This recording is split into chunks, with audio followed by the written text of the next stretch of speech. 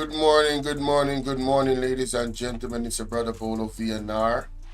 And of course, I have to start early because there's so much that I have missed that I need to cover that's been going on in the news here in Jamaica. Jamaica's political news has been very interesting, to say the least. Um, but without any further ado, I want to take us back and then take us forward. So the first thing that I want to play is uh, a sizable clip from Reasoning with Rattigan. All right, I want you guys to go and support Rattigan's platform, Reasoning with Rattigan on YouTube. If you are, I don't care if you're Jamaican, it doesn't matter. This man credential speaks for itself. There's a lot of things you can learn from just listening in. You can learn a lot about Jamaica if that's something that you want to learn about. You can learn a lot about stuff that's going on globally. But like I said, I don't want to belabor that point. Let's get right into the content, ladies and gentlemen, right here. Okay. That's all for most of the music I play in the background, Sometimes when I hear it on my headphone. Anyway. Remember to follow me on all platforms, Bolo VNR, Bolo VNR 2.0, and Bolo VNR Clips. Let's get to 15,000 subs. This is my birth month, ladies and gentlemen. So I want you guys to turn me up on the Bolo VNR 2.0. We need to get to 1,000 subs before my birthday, which is 12 days from now, on Bolo VNR Clips. And on Bolo VNR, let's get to 5,000 subs. Alright? So sub up, sub up, sub up. Let's go. Sub up. Folks, those are two lovely women. They're people trying to help Jamaica, trying to make the situation Share better the for our content, people. like the content. And we're asking our people to stand up. And let's listen, and all right? stand up in a big way. We're going to get to that later on. But here's what happened now. Kevin decided to give up he's decided to allow us to use the tools, but he's going to still come on. So miss it. Miss it. Don't carry on with me, because Kevin is coming. All right, because we know Missy want to bash me over the head. Anytime I touch her, Kevin, it's like a problem. And not just with Missy. Kevin have a whole crew. Thankfully, when Kevin finished with them still hang around and come hang out with the Rebel at midnight. And I'm eternally grateful to all of you for doing that. All right. I don't want to name the names because I'll leave out somebody and then never go. Speaking general terms. But all of you know the crew. The crew will show up at midnight. The crew will show up for Kevin. The crew will show up for this program. They show up for Kevin's program. They show up for Culture Tea, and then they show up for the Rebel. Tony Culture, all of you. So big thanks to you. Now, here's what happened now, folks. We have some things that we have to talk about. There's one thing that I was planning to speak about for quite some time. And again, that's one of the reasons why Kevin said, you know what, you keep on putting off some of these things and you need to get to them. So, because Jamaica is content rich. So no matter what you talk, if you talk about 10 things tonight, you'll have 10 more things to talk about next week. And he's absolutely correct. Somebody in the chat mentioned some spoilage. We're going to talk about that, but let me just kind of warm up the crowd and show you something that is just depressing. Look at this, people. Look at that. Let me big it up here. You see that? That's one cabbage head, right? And look on the price. 2,699 Jamaican dollars. Kevin, Mr. Rattigan, you sure this is Jamaica, sir? See, that's a product of Jamaica. No, I not seen properly. I have the new glasses. Well, it's been sold at Super Value Fresh Foods. That's what the signs, the thing says here. The sticker is on it. 144 Constant Spring Road. See, people, one cabbage head for $2,699. I'm hoping that it's a mistake and it's actually $269. It's not a mistake. But when I look on that, and just think that the minimum wage is what, 15,000, and here it is, you spend 2,500, well, 2,700 for a cabbage head, right? Whoa. So we don't know. My people in St. Elizabeth and my people in St. Anne, they still want to go through. Things rough. So We just want the crowd, all of your family members out there, to just look at what's going on in Jamaica. Everything raised Christmas Right. time. Just look at that. Just make that sink in for a while. Just take a look at that. Because that's what happened when I got it, and I look at it and I put it away. Then I look at it again, and I say, wait a minute, maybe it's 269. And I look at it again, and then come to find out it's 2,690. This is unheard of. When you do the US conversion, though, that's when, for those in, well, if that doesn't hit you one way, you do the conversion and it hits you another. That's for sure. Yeah, And we know the price kind of right. We know the price, right? Because look at it. Them say it's 2.045 kg, right? And it's 1,320 kg. So this price is right. Yeah, it's right.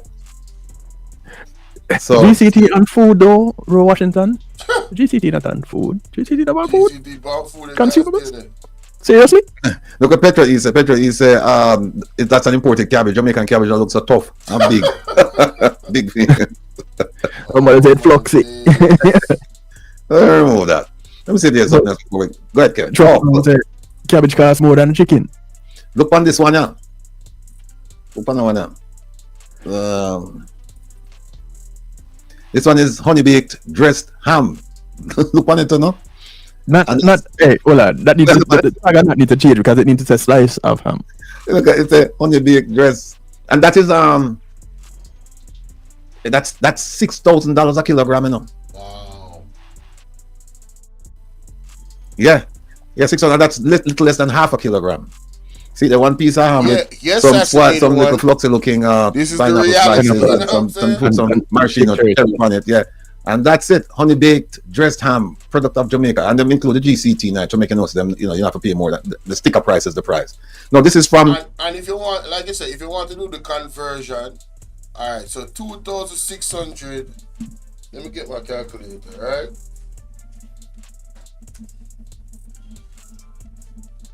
Progressive Foods in Brighton, in St. Catherine.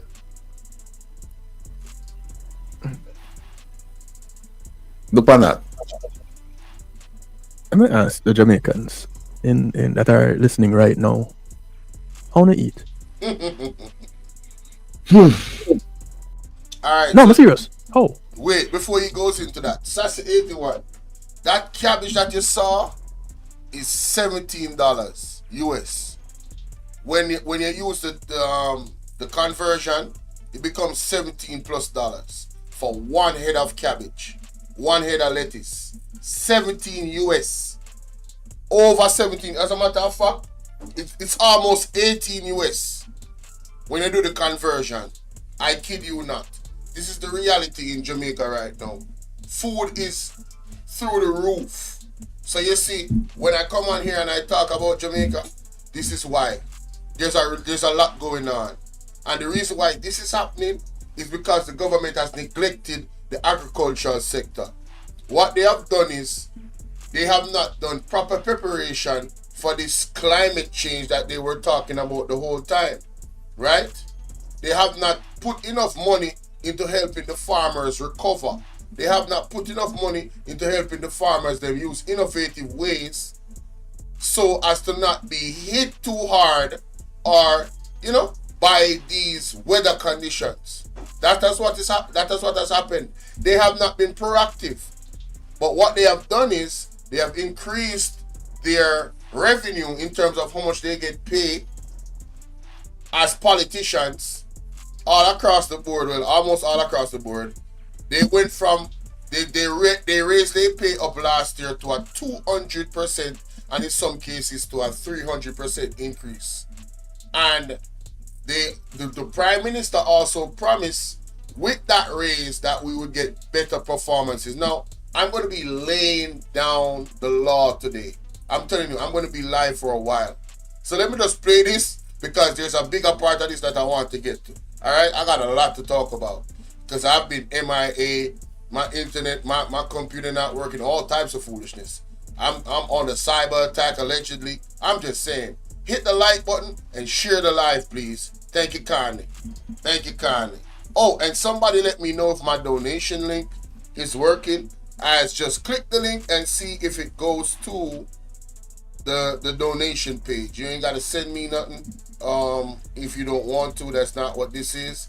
I just want to know if the link is working, y'all. All right, please. Because last night I was live. Beautiful One was saying it's not working. So please let me know if it's working now. Thank you. Because anybody that is surviving in Jamaica right now, not thriving, surviving in Jamaica, can go to another place in the world and thrive. Because if you can make it happen when you have 4,000, you're spending $6,000 on a head of lettuce, a head of cabbage, and a slice of ham. You don't pay rent yet, light, water, transportation, school fee for the kids if you have kids. Yeah, OT, I did that math.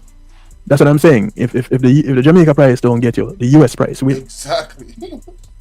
So Jamaicans, how do you eat? How do we eat? Imagine somebody literally asking how we eat. I don't know. You know what? For the prices This is so depressing. We could just move on to this story. Yeah, please move on. Please. Wait, Simon, who this? Simone, where? Oh, yeah. The to find the GoFundMe, you want to go to, you can do stand up, and I know on Instagram. Who's in charge of protecting Jamaica's borders? Listen to this. Very important. Let me just ask you, if you know. Sassy 81, you're gonna definitely appreciate this dialogue. Who is responsible for Jamaican borders? And I had no idea. I was in the chat like, I don't know. Is there a border? Do we even have protection?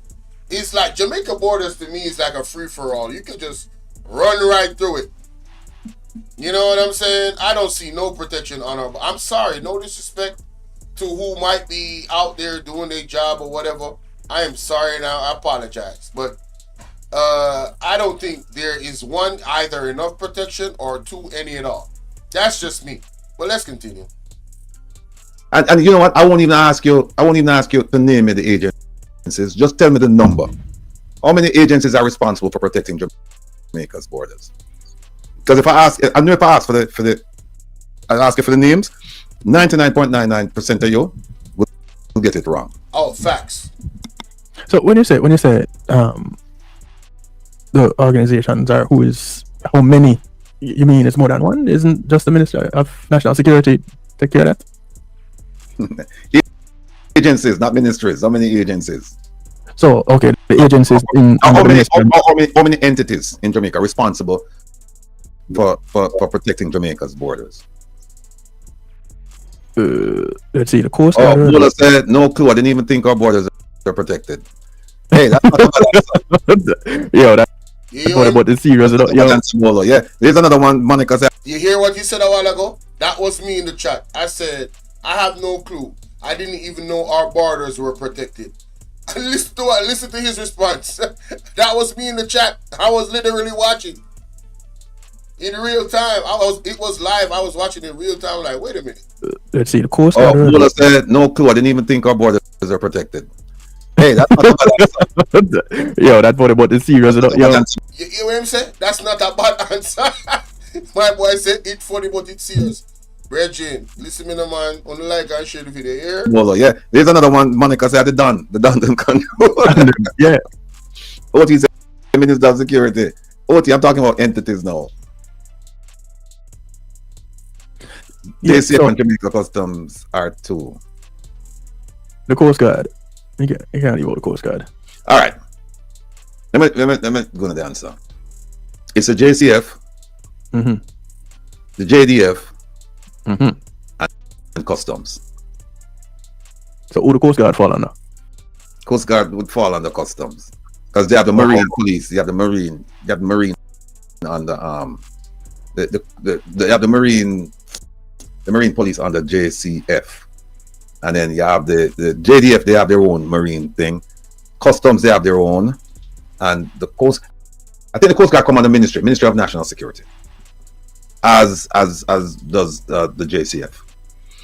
Here's why. I said 3 and you didn't answer. Dirt, you're killing me now because Dirt. Dirt, when me talk sometimes, I close my eyes, so I don't even really look on the screen. So blame Kevin. All right? But I'm going to show you something. All right? There is a group of people. Listen to this. Maybe it was a group of people. Listen. Called Port Management Security Limited. Julian, and what's up? They've been trained to intercept guns, illicit drugs, and other contraband from entering through the seaports. And not too long ago, their jobs, they were being made redundant. And here's one article that Mr. Fitzjackson took on this issue. And they say, but if these people have been trained to ferret out these things, then who's going to take over if we get rid of them? And there it is. Here it is. Their success in intercepting legal goods was not solely due to the collaboration with the JCF and Jamaica Customs, but also owed greater to the specialized skill set and professionalism of their team. So that was one issue. Here is Mr. Fitzbay again asking to address the job security, because he's saying, look, our borders are porous. These people are great at doing what they're doing, and so we need to have them continue doing what they're doing. I don't recall what's happened since then. This was March of this year. Here it is, Mr. Fitzjackson again. He's taking on the spite, and the government was going to take over port management security and put it under customs. And so there was some issue there. They're still arguing. At this point in March, they were still arguing about it, because here it is right here. Look at this sentence. It says the decision to integrate PMSL services into the Jamaica Customs Department raises concerns among its over 85 member team, noting that the recent interception of 64 guns and nearly 1,000 rounds of ammunition underscores the crucial contribution they've made to national security. So that was their role. They had a specialized skill set. So and recently there was some in the news, allegedly there was some barrels of gun that was found. If I'm not mistaken, I got some message about that. Yeah, the borders, the ports, Jamaica is fully corrupt, fully. Let me see, which one is this? And there in May, they were supposed to meet with them. These are some of the guns that they found in Montego Bay, to discuss the future of their jobs. Now, I don't know. And now in June, 6 of them to lose jobs. There it is right there. So the entity that has has been given the directive to help protect our borders is cutting back on the personnel that are being used to protect our civ-like borders. Correct. Now, Gotcha. here's a border protection unit from Jamaica Customs. So that is significant, right? They're cutting costs where the already unprotected border is concerned. I want you guys to pay attention to this, because this is an amazing story. Agency. I didn't even know that the customs was involved in doing all of this stuff. And look at this. I tell you, Jamaicans are very good when it comes to structuring things on paper, putting things on paper. Because here it is, they have a border protection unit, they have an intelligence branch, they have a risk management. You can't see it because I can't enlarge it on my screen, but I can tell you, just take my word for it. They have a risk management branch, they have a contraband enforcement team branch, and they're going on and on. And they started when the US government started making noises about Jamaica being a transshipment point, and so they decided that they're going to form this group, and this group will be responsible for along with the other groups to defend Jamaica's borders. And it says they're going to secure the borders and safeguard citizens, and they're going to partner with JCF, JDF, Coast Guard, Port Authority, Ministry of National Security, blah blah blah blah blah blah blah. So that's one of them, right? That's what Customs is responsible for, protecting our borders. Now, I hope you guys remember, maybe you don't remember, in July of this year, there was a breach at the Sangston International Airport, and flights were cancelled, emergency protocols initiated, disruption, because they thought that a firearm had passed through the pre-boarding screening machine section. And so, they closed on the whole thing.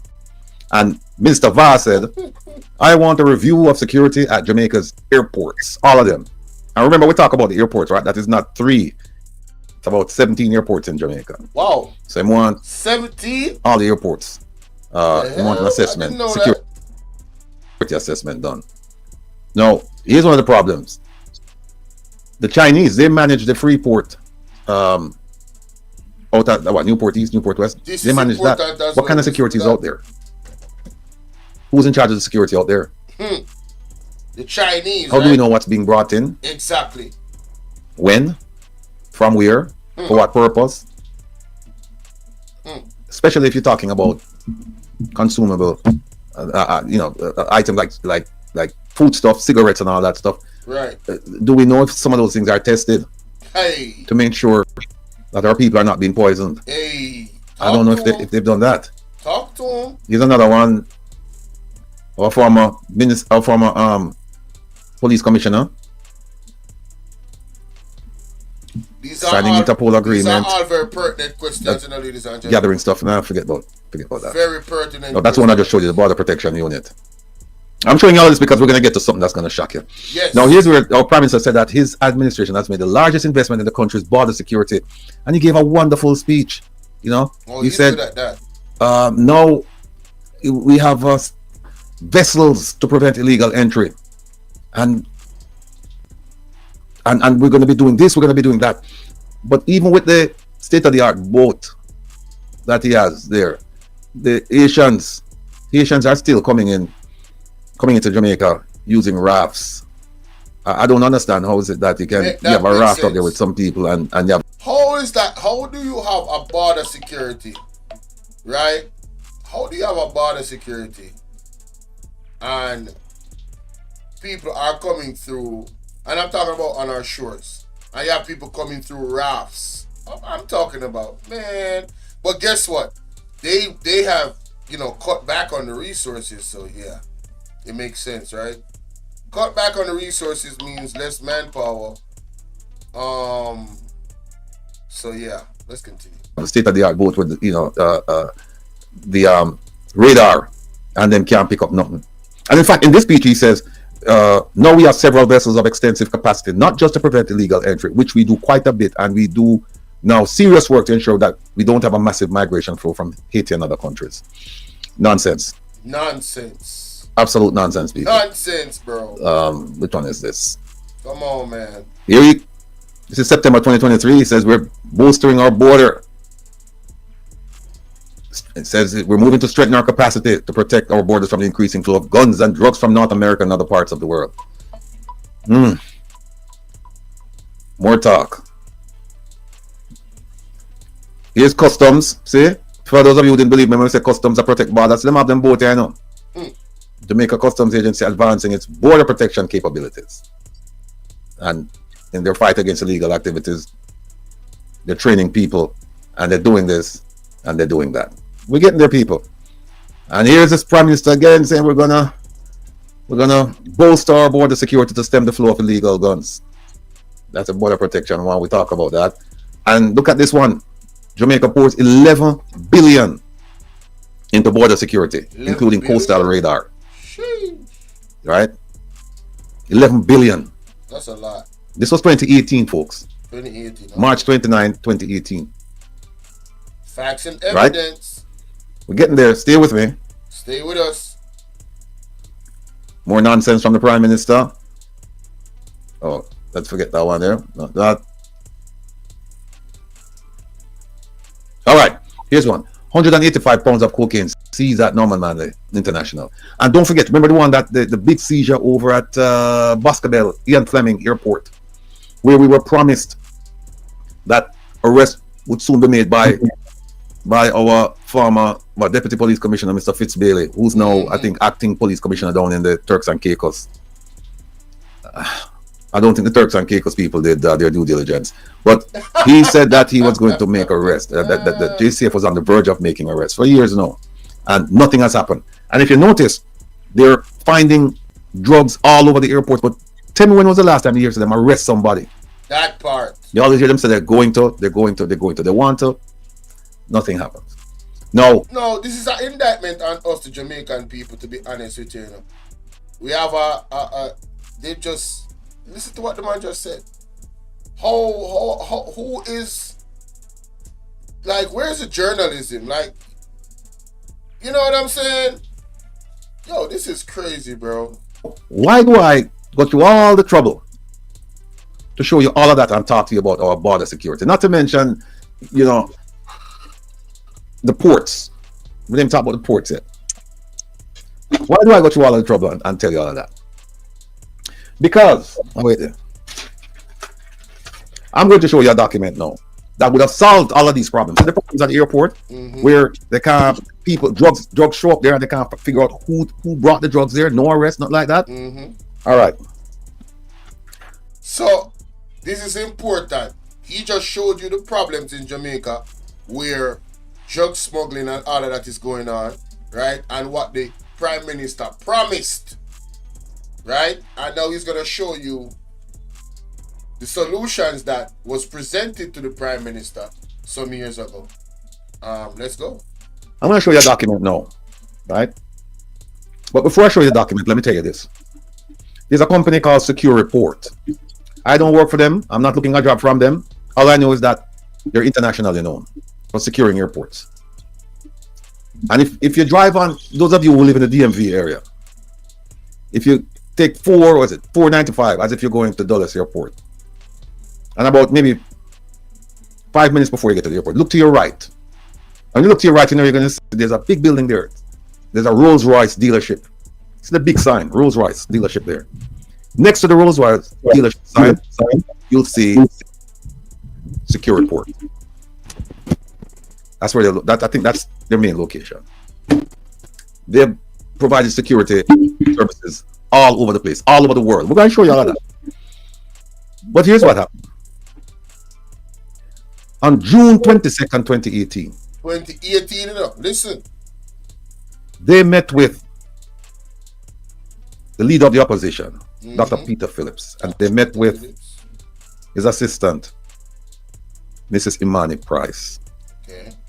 And the purpose of that meeting was to provide a proposal. Right. Say, this is what we can do, this is how we'll do it, this is how it will help Jamaica. And this is how it will help Jamaica's standing in the world as far as security. Right. On the same day, June 22nd, 2018, they met with the Minister of Security. Who was the Minister of Security? Dr. Chang. Dr. Chang. Dr. Chang, that is alleged, ladies and gentlemen, to have some alleged criminal background in America. There's a Wikipedia link that describes him into, I believe it's organized crime. Yes. And he's our Minister of Security, I believe. Listening, I want you guys to pay attention. It is important for you to know these things that we're going through. And just write it down on a piece of paper, everything what I say. And you see when we finish a live stream, when you look back on the piece of paper and go, holy ish. Let's continue. They met with him and his team, and they explained the whole proposal. And there was a suggestion that the proposal should be emailed to the permanent secretary. In fact, the minister himself told them, okay, nice presentation. Now I want you to email that proposal. And I have the proposal. And I also have the what do you call it? The email? No, not the email. The slide presentation. I have the proposal and the slide presentation. And he said, send them to my permanent secretary. From June of 2018. June of 2018. Now, for those who don't know, Will Rattigan, that is a member, the gentleman that's talking right now, he's Jamaican. You see the background that he has behind him as his green screen, that is where he comes from in Jamaica. The ghetto. Right? This man has a passion for, helping Jamaica to become, the place that he wants it to become. He has offered his services to the government. It's alleged that, they have either just, not gotten back to him or just don't want him service. Right? And guess what? He's a former, he's a retired FBI agent. He was a supervisor. He operated all around the world. He had teams that, to his own admission on his platform, teams that he delegated to. That's a big deal. Now, imagine we have crime in Jamaica. We have a border issue where smuggling of drugs is concerned. As a matter of fact, what do you call it? Organ harvesting and also human trafficking has been touted admittedly by the JCF that this is going on as well. So you would think that we need all the expertise that would offer their services. So then you ask yourself the question, why is it that the government refused or did not get back to a Will Rattigan in terms of his services to help us get out of this issue? And then you go back to Renita Adams. Renita Adams was very effective in combating crime and preventing criminals were in fear of Renita Adams. Look up Renita Adams, ladies and gentlemen, for those who don't know who that is, right? He was vying for the job of I think it was Commissioner of Police some years ago. And there's a clip that he says, and it's public knowledge, that as far as the Queen coming from all the way in England, right, that they would pull funds, allegedly, from the support of Jamaica if Renita Adams became the Commissioner of Police. So I am now concluding, ladies and gentlemen, based off those, different things, that the Jamaican government and the people behind them, that's at the higher up, obviously is not serious about the security of Jamaica because of these two instances. And what has happened is that crime has escalated in Jamaica far beyond our imagination. We are now in the realm of mass unaliving. Those things never happened in Jamaica. Mass unaliving, that's the stuff I used to hear about that happens in the United States. No, school shootings and stuff like that. Shout out to my people in the US, but I'm not used to that in Jamaica. Jamaica has now gone into the territory of mass unaliving people. That is where the crime has gone. Right? And the powers that be, that is at the very, very top. I'm not just talking about the politician. I'm talking about the unseen hand. At the very, very top is to be blamed for the present condition of Jamaica. But let's continue with the story. Let's go. Wait a minute. The email was sent 45 minutes after that meeting, not 45 days after. Remember, they met with the leader of the opposition and his assistant, and they said, this is what we're going to present to the government. Then they met with the government, they met with the Minister of National Security, said, this is what we'd like to offer you. And he said, you know what, nice, I like it. Email it to my permanent secretary. 45 minutes later, it was sent to the permanent secretary. On the same day, all of this took place on June 22nd, 2018. Same day, they met with a gentleman by the name of Nari William Singh. He's in charge of Civil Aviation Authority. He was in charge. I don't know if he's still there. He's still there. You know the name? Yes. Okay. Now, 3 months went by. No response. No response. On the 20th of September, same year, 2018, the US Embassy sent a message to our Prime Minister.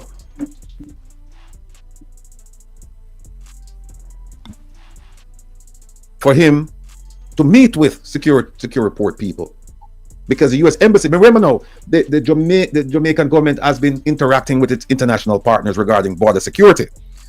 So it makes sense that the U.S. government, with whom they've been conducting liaison and meetings, whatnot, say, hey, listen, secure port, Mr. Prime Minister, they were here 3 months ago, whatever. Take a look at this. We believe that this is going to help the border security. Take a look at this. And they were also asking, why is it that we haven't heard anything after 3 months? On October 9th,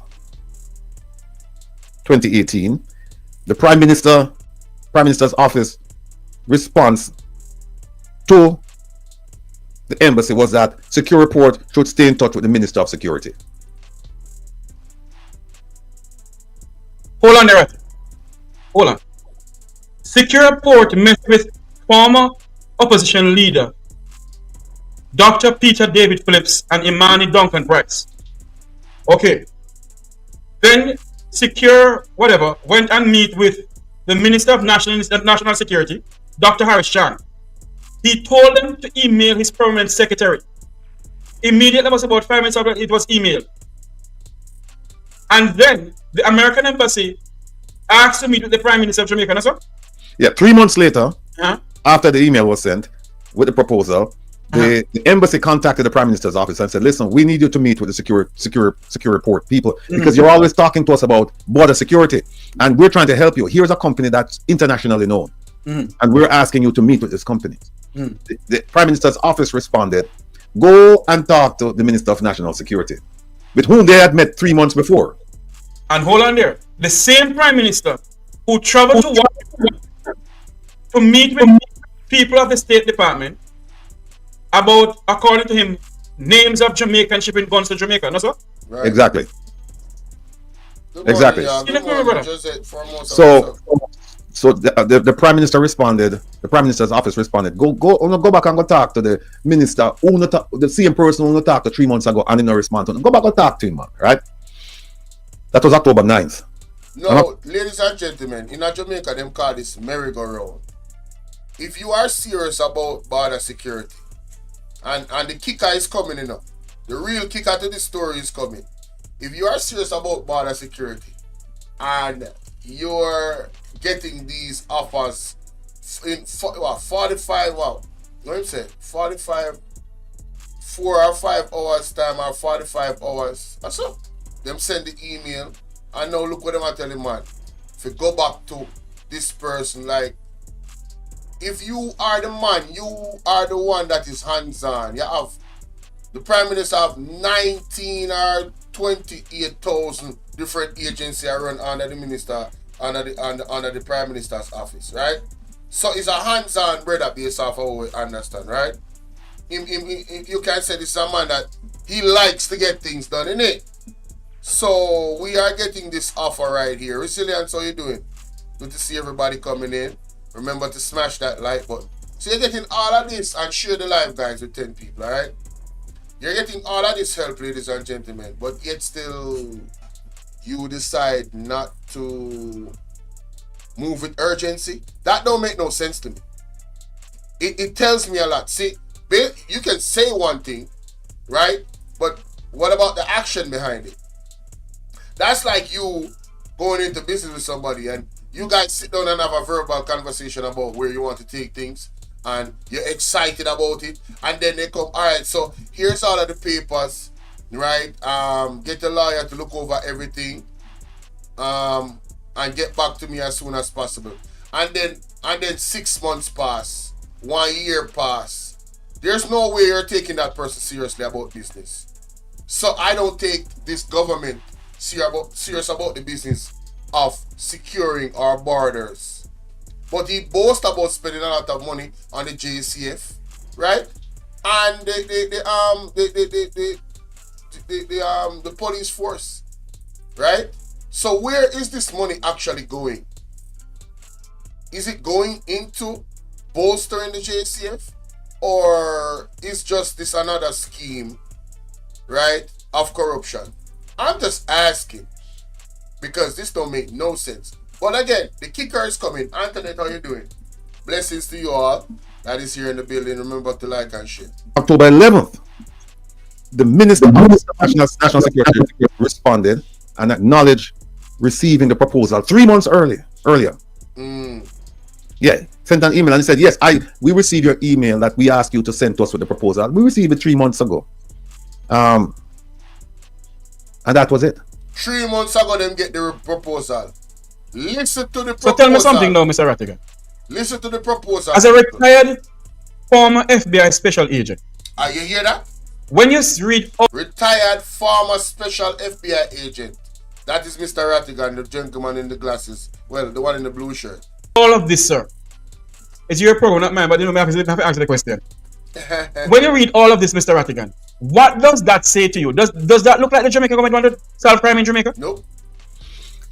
You know, when I'm looking at the timeline and I'm looking at the communications between them, between Secure Report and the government, I have to say no, they're not interested, because here it is that you, and by the way, Mr. President, but by the way, they went to the US government, you know, and said, listen, we need help because too much guns and drugs are coming and we need help. Right. And it is my understanding that they even send a man to Southcom, right, where the military have them satellites and things, you know, scan the Caribbean. And them send a man if you go watch and see what go on.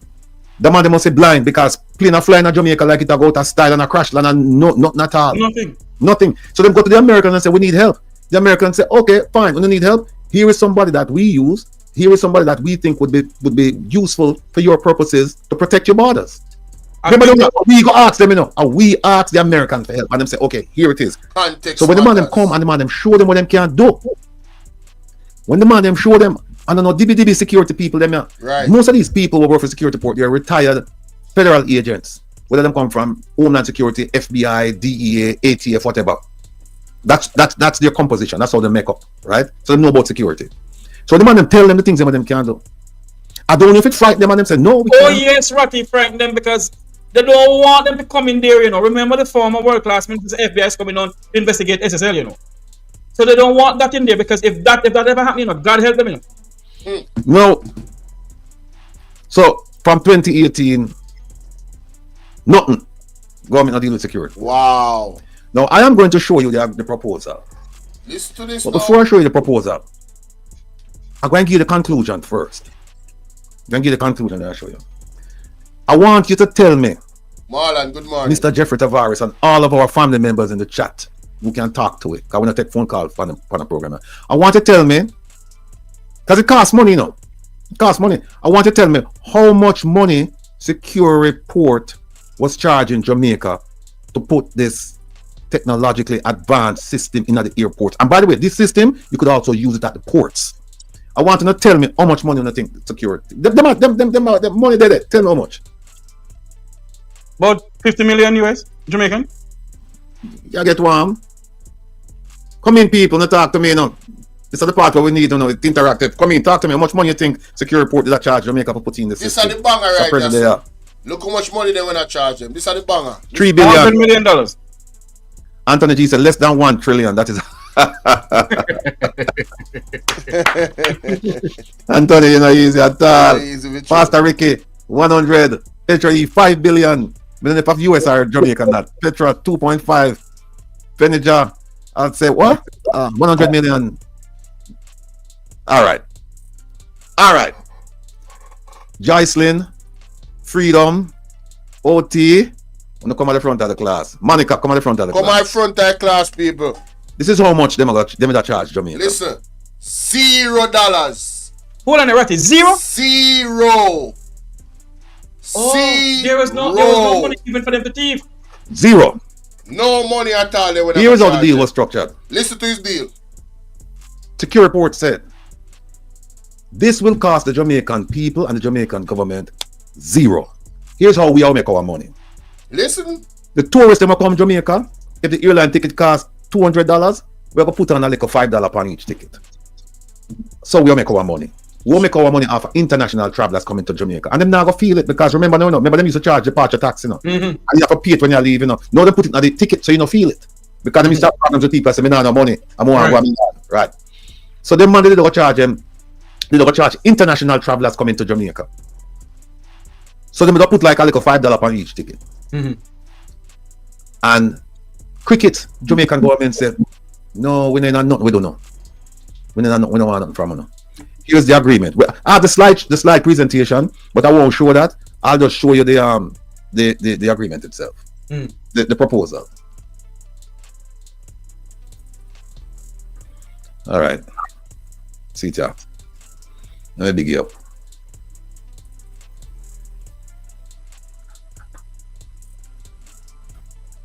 And you're going to see the things them man have plan to do. All right, here we go. See there. Secure port. It means that they're going to secure ports, airports, seaports, whatever, right? But this one I don't deal with the airports, right? I remember now people. All right, before I'm going to the structure of the deal and showing the deal, ladies and gentlemen, I'm live on both platforms. Listen up. I want the labor right them. I want the labor right them to explain to me why is it that a company that the USA uses to secure their borders effectively when it comes to drug smuggling and gun smuggling and all of these things. Why is it that that entity was allegedly, and it's not alleged because he's showing the report on the screen right now. Why is it that allegedly that company offered the Jamaican government a charge of $0 to implement this technology in our ports and everywhere? Why is it that they did not take that offer? As Mr. Rattigan is explaining, the offer entails that they would make their money off travel. And doesn't that make sense? If you're going to secure our borders more effectively, wouldn't the traveling it would benefit travel, like you would have more people traveling to Jamaica because now the USA can boast that Jamaica is now a safe hub where not a lot of guns is being smuggled in Jamaica or none of that thing, not drugs. Crime is going down. So once crime is going down, we can say, all right, more travel. It just benefits the country. A lot of crime does not benefit the country. Corruption doesn't benefit the country. What this is saying to me is, ladies and gentlemen, like Mr. Tavares asked, Rattigan, is this government serious about our security and border protection? And my answer is a resounding no. Absolutely not. Absolutely not. But I'm going to let him go into the document a little bit, and then we're going to move to something else, all right? Jamaica, how much airports again? Somebody says, I'm going to get it right, 17. Good. Not Hold on, Mr. Rattigan. Do you know why they didn't want this company to come in? I'll tell you one of the reasons why. A well-known Jamaican company, well-known, big company bringing all kind of something, have a port for themselves where neither the JDF nor the JCF goes there. And that is the reason why I didn't want that company to come into Jamaica. And many other reasons. Go ahead, sir. All right. So here it is, and it's a proposal to the government of Jamaica for civil aviation and immigration security services. Right? This is the main office, but like I said to you, there's one out on 495. If you know the DMV, you see it out there. And see it here, proposal to the Jamaican government, and it blah blah blah blah blah. Tell you all of them things there. But let's go through some of the things then. All right. Oh, first of all, I could go to the testimonials and awards. I could go write this up. So we're showing the stand on the little DBDB people them here. All right. Wait there. So this secure report, the company, them link with overseas entities like Interpol. Them well connected, like it's like different agencies working with each other. Why wouldn't they take this offer? Make that make sense? All right, 15. All right, okay. See who they write us now. See it now. Testimonials and awards. So now, somebody come and say, "Oh, I want to give you this." Sonny, you want to know who them people are? A fly-by-night people. But so they're not fly-by-night because the U.S. government has said, "No, you ask us about security." So the company are. All right. See, let them get what that one offer. Best biometric identification solution. All right. Interpol give them one. Right? And then we're going to now. This is a Frankfurt International Airport. Rose place this. In Germany? Germany, yeah. It says that them install the system then. Ultrasonic fingerprint scanning, automated fingerprint identification system, and blah blah blah. A whole bunch of things the man put in the German airport. Them use a German company, secure report them use. Alright? We'll keep going down. See another one, yeah? Which company? US government procurement. Them use them there, so. Right? Department of Justice. Use them. DEA, do some research with them. See right, I say no, DESC. They say the Drug Enforcement Administration is intending to award a cost-sharing research and development contract with a contract experienced in ultrasound, fingerprint biometrics, blah, blah, blah, blah. And them go on and on and on. See another one, yeah? The Army, U.S. Army, use them. Department of Defense, use them. All right? I can keep going. Reagan National Airport, use them. See it right there, so?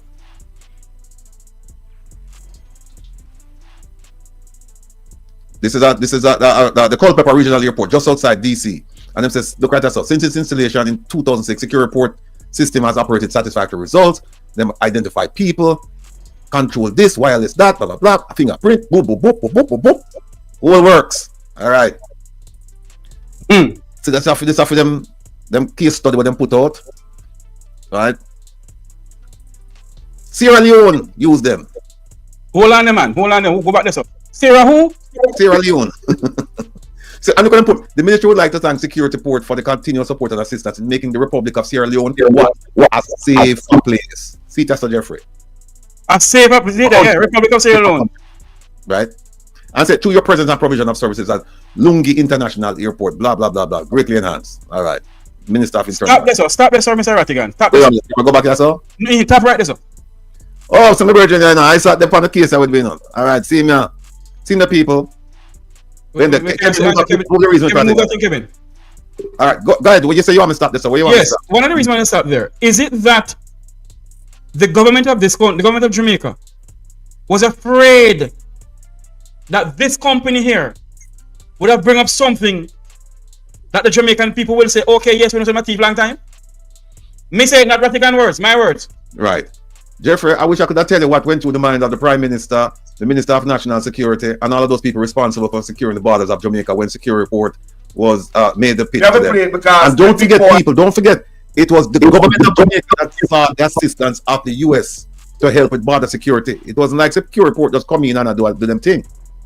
The government asked, and the US government said, all right, fine, Secure Report, fine, it's a company where we use. The Army use it, the DEA use them, Civil Aviation use them, everybody use them. Right? Frankfurt use them. All right, make me go on now. Then see them get one from Interpol, right? But stuff what I'm doing in Equatorial Guinea, right? All right. Which one this? This look like something in France.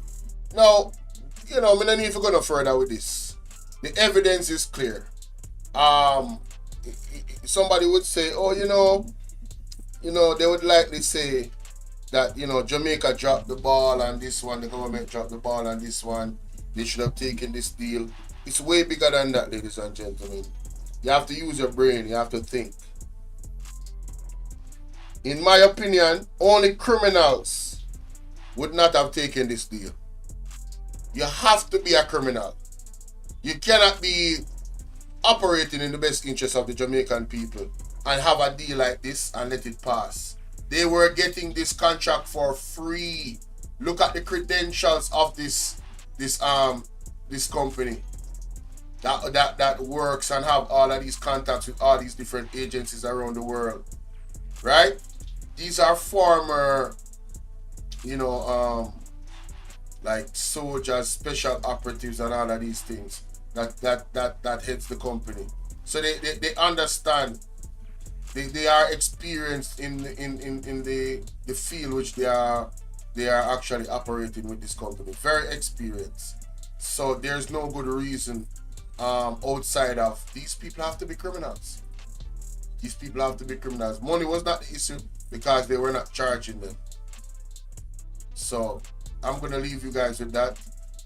In terms of this reaction, we're gonna go on to something else because there's a lot going on in it, and I haven't been able to cover it for obvious reasons which I have explained.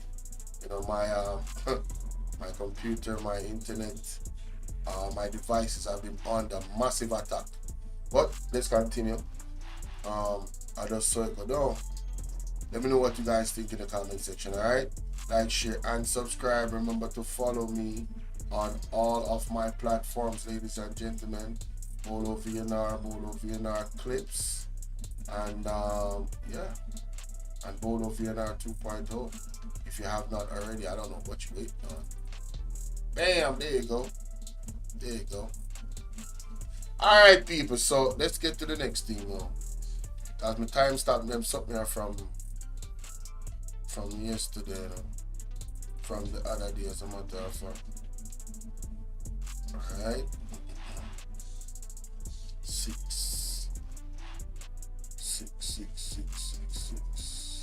6 minute mark.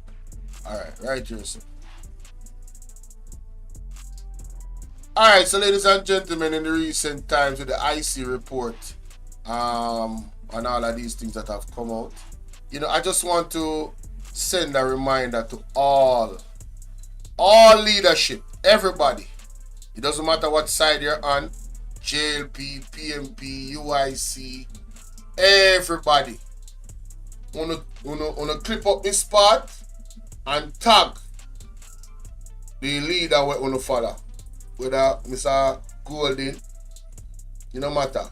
People in lower heads of government, it doesn't matter. All of them need to hear this message right here, so from Pastor Shuttleworth. Let's listen. So much, but nonetheless, let us look at the Word of God. We went to the easy to read version. One of the reasons I've been led to do that is for us to sort of be able to relate to some of the things a little bit easier, especially some of that which happened to Job earlier, and some of the things that were recorded, documented, that would have happened, and the time would not allow us to sort of unpack some of them. But I must, though, start with the last part of Job chapter 1. It's very interesting that Job, with the calamitous situation that confronted him, that befell him, yes, he literally lost his children, lost his wealth. Yes, he lost his children, lost his wealth, and also to a certain extent lost his marriage, lost his wife, because his wife was one of his greatest support as well. And we saw where the wife would say to him, why don't you curse God and die? That was coming from someone who gave up hope in God, someone who despaired and really backslid. If ever there is an example of someone who backslid, it would be the wife, in terms of what came from her mouth. The Bible tells us that it is not what goes in that defiles, but that which comes out. And of course, for someone who has loved the Lord and served the Lord for all his life, and would have recognized that his success, the respect, the regard that he had, the region-wide acclaim, not just national acclaim in that land of Oz, but also the region-wide acclaim that came to him, was not because of anything that he has done, yes, in and of himself, but because of the grace and mercy. Interestingly, Satan recognized that and was able to chronicle that, was able to recite that in the presence of God as well. And so we're letting persons understand, even in this season and at all, with all that is happening right now, as you are listening, that all that you have accomplished. We're speaking to the Minister of Education as well. Whatever other responsibilities that would be placed before her to execute. We're speaking to the Prime Minister, all the members of Parliament. We're speaking to all politicians on both every politician on the listen up sides. We're speaking to every single human being listening right now. Listen. That all that you have accomplished, share the live, guys, all that you possess, would have been made possible because of the grace of God. Even Satan recognizes that. And therefore, those of us who think that it was as a result of our own strength, ingenuity, our own skill and innovativeness, and we like to talk about resilience, that it's as a result of that we have accomplished whatever. Let us get it right. If it weren't for God, none of what you have accomplished, none of what you have attained, the strides that you have made, the successes, would not have been possible. The Bible tells us, according to Deuteronomy 8, that it is He who gives us the power to gain wealth. But not just to gain wealth, but it is He who has given us life. And so we're going to the last part. Yes, I'm always glancing at the time because I realize time is running out. So let's see how best we can sort of encapsulate this. So we go to the last part. And he said, that's Job now. When he heard all the calamitous, cataclysmic occurrences that befell him in a matter of hours, being demoted from hero to zero, just like that, from hero to zero. And Jonas, God can demote you from hero to zero in a matter of moments. Humble yourself here. I am monkey climb easier for you expose. Ball head Wayne, what's going on, bro? I'm on 2.02. He had no clue as to what really was happening behind the scenes, and we're going to talk about that a little bit. But let's talk about the disclosure that came from his mouth. He says, when I was born into this world, I was naked and had nothing. I'm pausing there. I wonder if the Prime Minister is listening. I really encourage him, invite him, someone to record this and send it to him. The leader of opposition, the parliamentarians at large. People, when you hear that, when you can record this, we're going to play it back in. When you can record this and send it to Andrew on this. All our politicians, them, they need to be reminded about this story of Job. This powerful story about Job. You guys need to be reminded. He says, when I was born into this world, I was naked and had nothing. I'm pausing there. I wonder if the Prime Minister is listening. I really encourage him, invite him, someone to record this and send it to him. The leader of opposition, the parliamentarians at large, the judges and the lawyers or attorneys at law,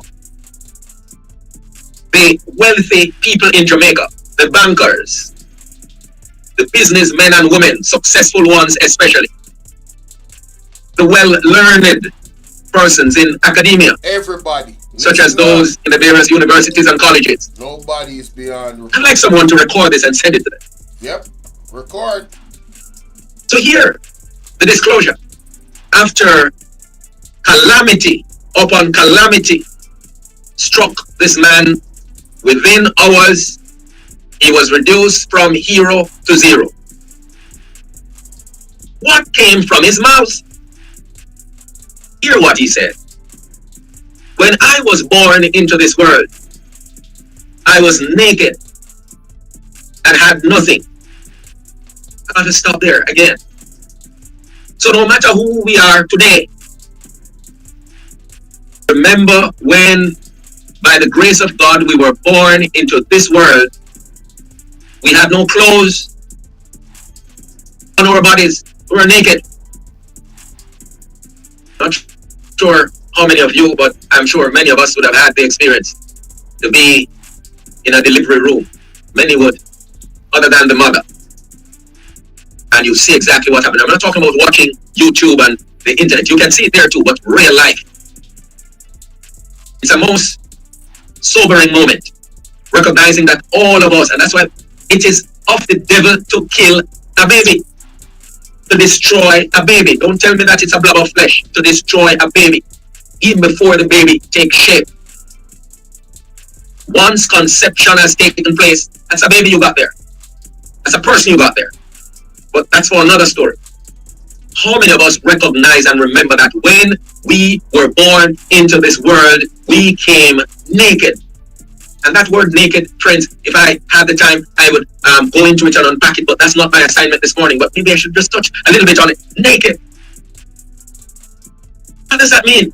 It means totally exposed. It means bare. It means vulnerable. Exposed, vulnerable, totally exposed. Totally vulnerable. Owning nothing.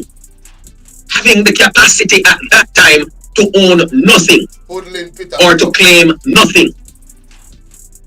Because the senses and all would not have been developed, the nature nurture would not have been actualized or fully activated. Of course, the baby would have learned quite a bit in the mother's womb and even before the baby started forming, yes, in the realm of the spirit. But as the baby comes out at that moment, one of the most vulnerable of moments in the baby's life, in fact, the most vulnerable, prophetically and otherwise.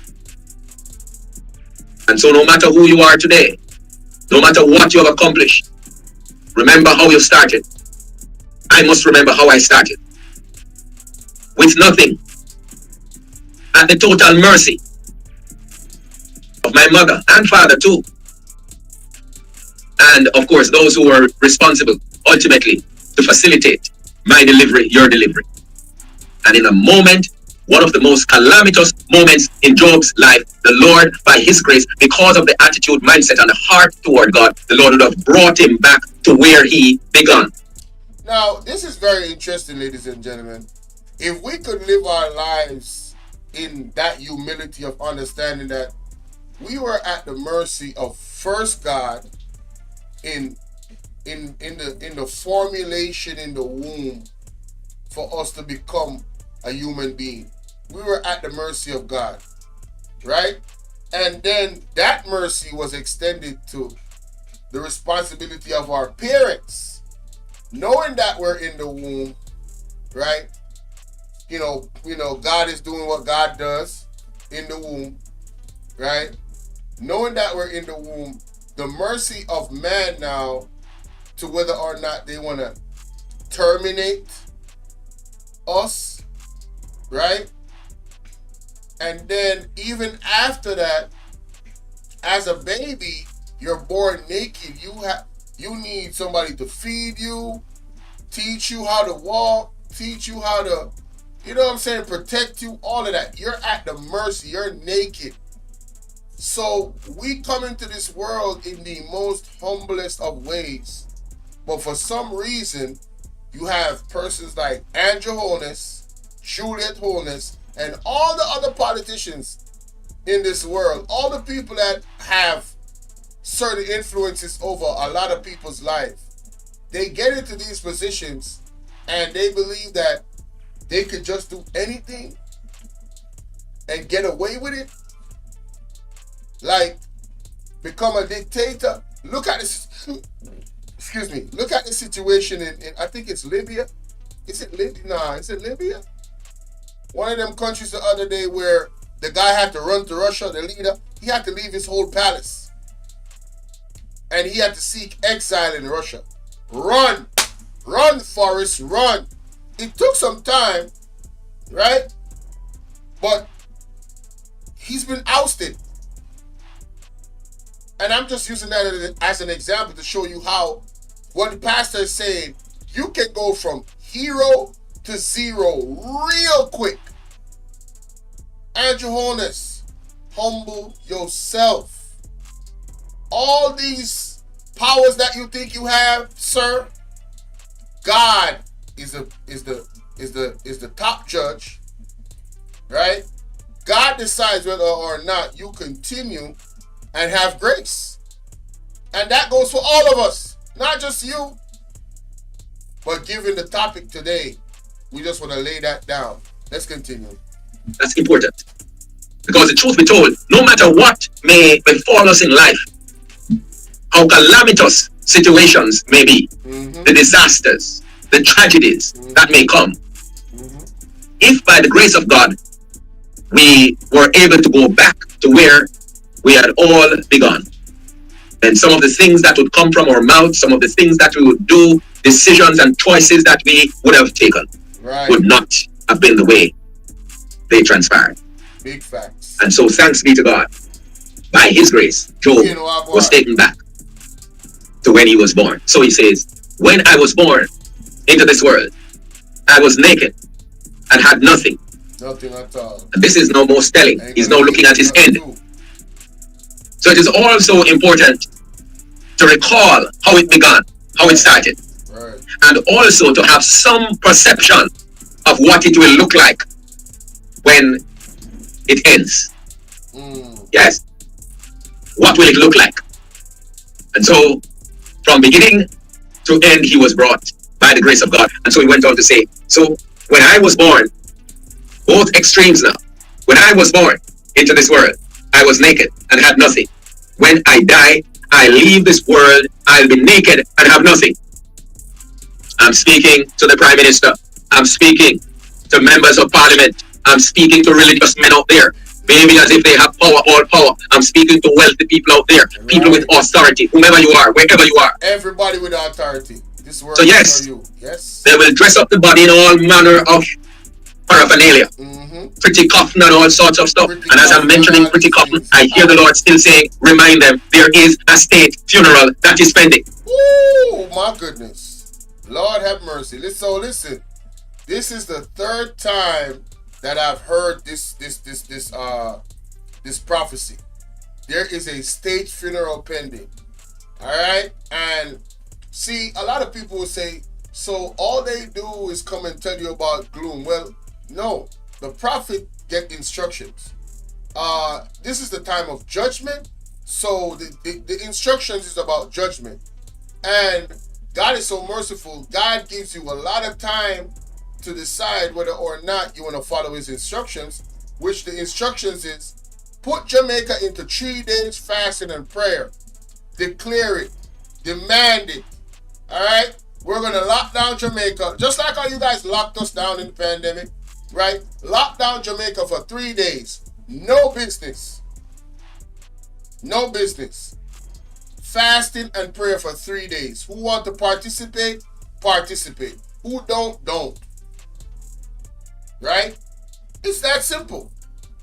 But it was 7 days. A lot of different pastors told the Prime Minister, warned him, and he has not done it.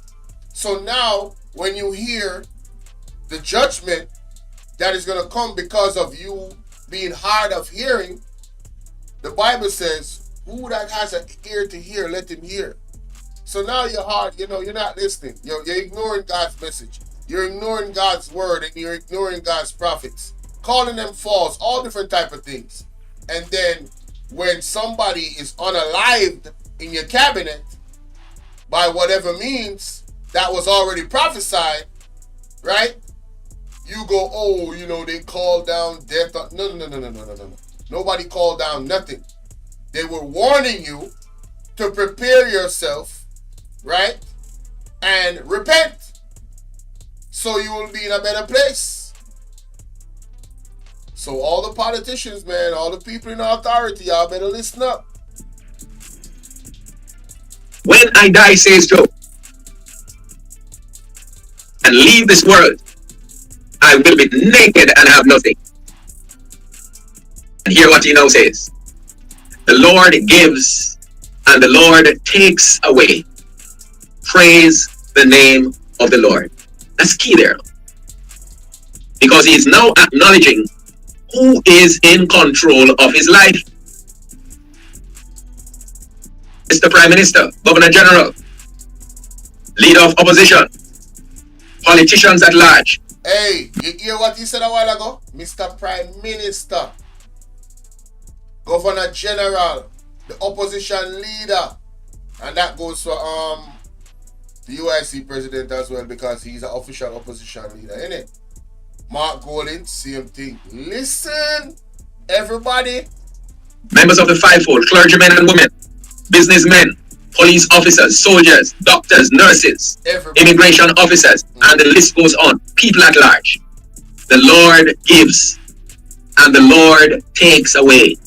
That's right. All that we have, all who we ever hope to be, all that we accomplish without God, it would not have been possible, even though in many instances we did not regard him. It would not have been possible without God, and Satan knows it. But as he deceived Eve and Adam indirectly, he is and has been deceiving many for generations.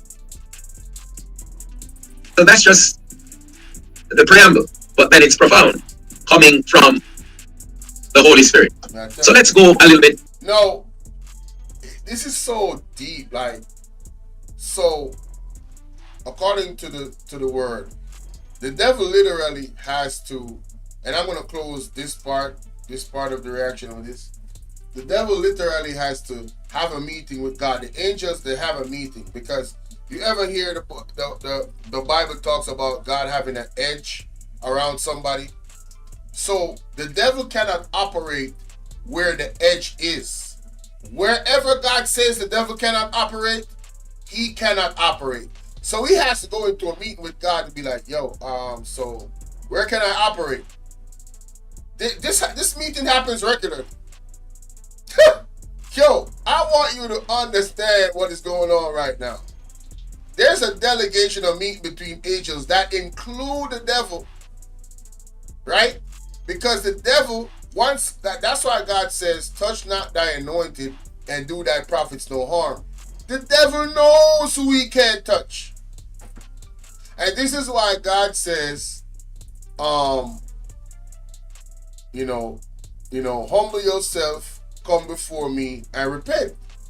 Right? Because God knows the dangers that you're in, and God is the only person God is the only entity that can protect you from the devil in that regard. Right? So you're basically left bare spiritually walking around in sin. Right? And that goes for the politicians as well. So you have these people that are devil worshippers and all of this thing, and they're in clergies and all of that, and they think that the devil is a deceiver.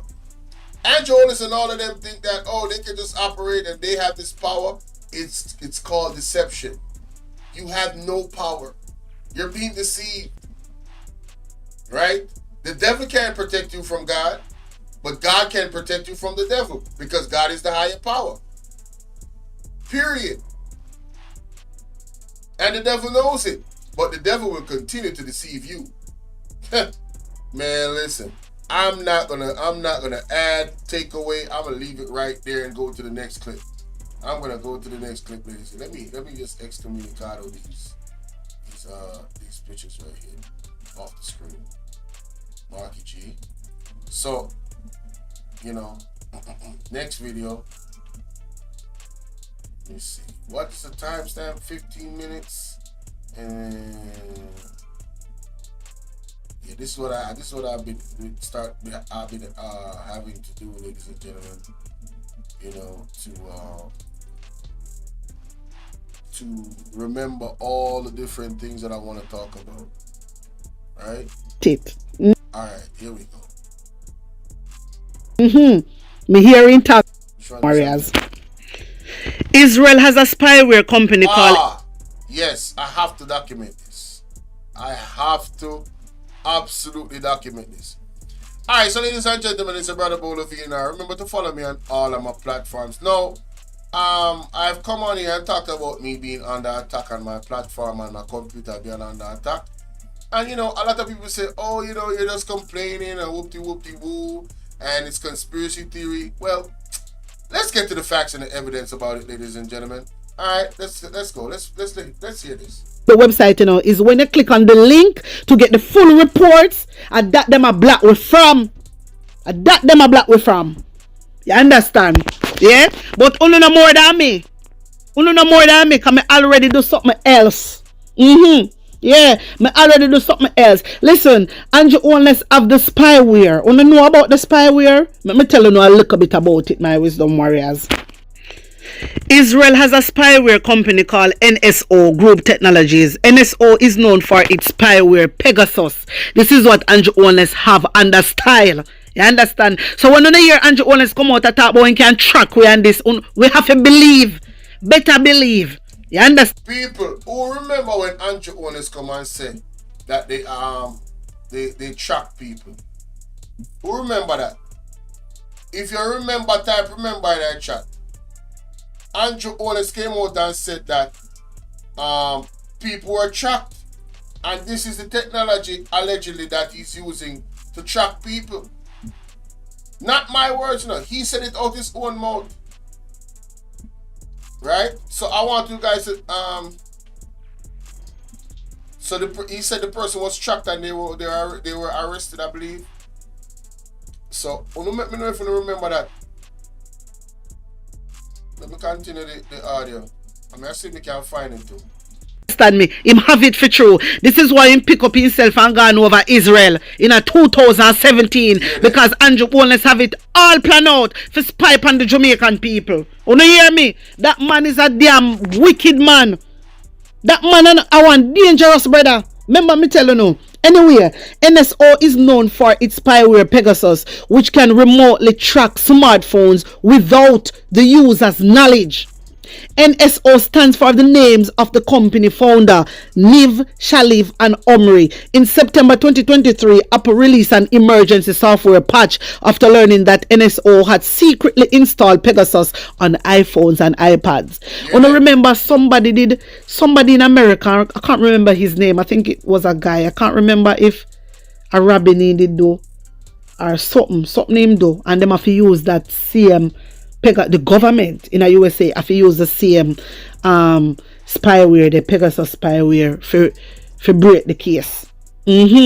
My wisdom warriors. So listen, this spyware thing, it's serious. You understand? And saying that Peter Bunting came out and warn us. Wow. Peter Bunting came out and warned the PNP supporters about this. Take a look at this. Beware Israeli spying technology, Bunting tells PNP supporters. Read it, my people. Read it. This was May 21st, 2019. A long time. Them are warning about these people. Long time. And an observer put this out. Observer put this out. Condemn and the owners approach arguing that it stifles free. Observer put this out. Mandeville Manchester Peter Bunting is warning Jamaicans to be vigilant in the face of what he says. Before we're going at that, may I try to find the audio with him say. Listen to this. Approach arguing that it stifles freedom of speech and target individuals for what JLP deems misinformation and lies. Oral Tracy said this is not Russia and those other countries. Listen to what he had to say. The person was tracked and that catch my attention now. Listen to this. The person was tracked and their identity discovered. Put a little pause there, so the big Prime Minister of Jamaica and tell me same government attract young people on social media we make comments. Yes. A dictator some this. Yes, exactly. A Putin this. A Russia this. We don't go free speech and freedom of expression in Jamaica again. The Maverick condemned Andrew Only's approach, arguing that it stifles freedom of speech. We are in a dictatorship. The Maverick condemned Andrew Only's approach, arguing that we are in a dictatorship in Jamaica as far as I'm concerned. The Maverick condemned Andrew Only's according to Andrew Only's own admission, we are being shocked. Now listen to Dana Morris denying it.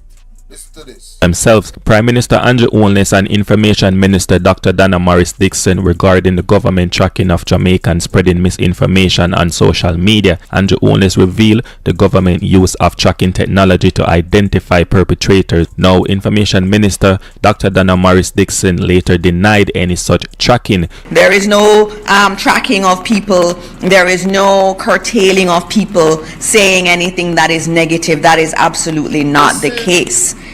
It's just that we have to protect truth. And so this notion that we shouldn't go after those who perpetuate fake news is really themselves. Prime Minister Andrew Onless and you hear that, ladies and gentlemen? Bump the Carter themselves. Prime Minister who perpetuate fake news, who determine what is fake.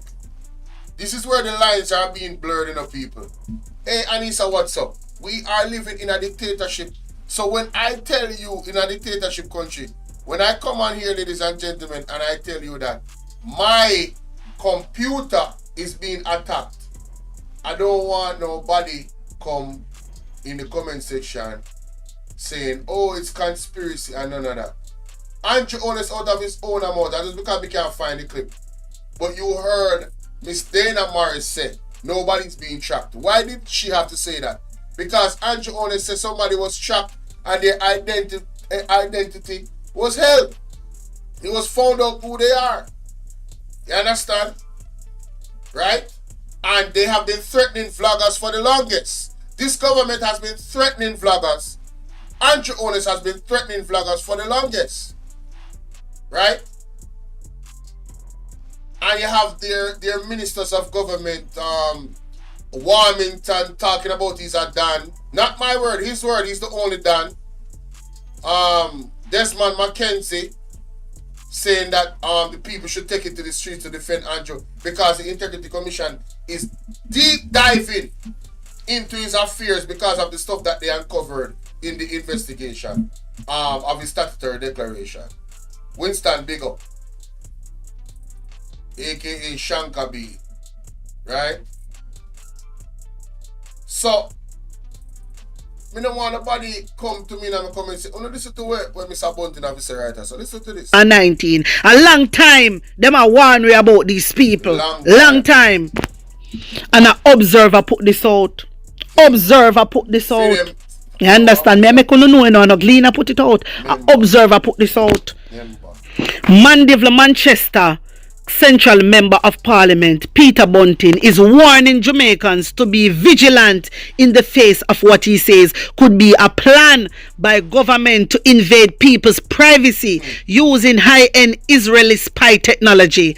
Bunting told People's National Party PNP supporters at a divisional conference in Mandeville on Sunday night that the capital budget for the Ministry of National Security for this year and last year showed billion of dollars which had been made available and budgeted for the line item cybersecurity under a number of agencies in the Ministry of National Security. I wanna tell me say, look how much people are suffer. Look on the healthcare system. Hey, sometimes me get bringly, you know. You know, so sometimes me get upset, me Jamaican people. Me get really upset, you know. Look how much billions of dollars Andrew Holness throw in a security. Who are secure, Andrew Holness? Who are secure? Because it's not the Jamaican people. You see, I want to remember the first clip of me playing. Him spending billions of dollars into security, you know. But who is he securing? Right? And why didn't they take the offer from the US government for, you know, the free offer of securing our borders? What is going on in our borders? There's no security, ladies and gentlemen, as far as I'm concerned. We are in a dictatorship. We have the Chinese that's owning the wharves. Who is securing those wharves? What is actually going on at those wharves? Is it possible that illegal activity is going on? Is it possible? I'm just asking the question. Is it possible? We are living in a dictatorship. It's real. People, because when they touch the street, everybody are dead. Look around, Uno Jamaica. Uno living in the rural area. Look around, Uno. Look. Looking at the lane. Look up the road. Look down the road. Does this look like prosperity? Come on, Jamaica. Does this look like prosperity? But yet, Andrew Holness take billions of dollars throwing a security. For blackout bloggers. At the Exactly. For blackout bloggers. And watch we. And spy upon we. Yes. And that you do, brother. Just because you know some bloggers them out here attack the truth. Facts. You know, sister, the bloggers them a win. Facts. And the blogger them a win, you know. And the blogger them a win. That's why you go as far as doing all this nonsense. That's why you go as far as doing all this nonsense. How much billion of dollar? How much billion of dollar wanna put in a security? But cyber this. All the bloggers them do is come out and speak the truth. Facts. And true Andrew Holness don't want the Jamaican people know the truth. This man a texted pan the bloggers them. This man a use this spyware Pegasus. Hey. Jano. But you know say Peter Bunting warn we. He warn we. I me go my wisdom warriors and me double check before me come and tell you know about the budget. It is true. It is true. Do you hear that? And look how much bed needed at the hospital. Look how much things needed in the healthcare system. But the only thing Andrew Holness care about is national security. For him alone get security. That's all. And una go see Jamaica people. Una go feel it the hard way. Because Andrew Holness no fight war. So how Andrew Holness are equipped so? He might equip police. He might equip him online. And look how much people money still are missing. All the equip where he equip cyber this, cyber that. He might equip. He still can protect the Jamaican people. Money. Brother, you need to go. You need to go and your time up. You need to go now, man. True, true. You're True. Into what? too much. Into too much. All him wife they said that to in our interview. Saying they too much. Who is this guy? I'm just enough. He not change. He not change, ladies and gentlemen. I'm not only thinking I come into the night. Me say we are being allegedly attacked cyberly. It's serious, people, and that is why in the clip that I showed with Maverick was responding to what the Prime Minister said. So it's well documented. I just can't find the clip, but let me know what y'all think. Alright, let's go to the next part now. Yes, the meat and potatoes to blouse and skirt. What can go so? What can go so, ladies and gentlemen? Watch out. What am I doing? Okay, I went on the wrong thing. Mr. Samud. Gift a 7-day plan for one more.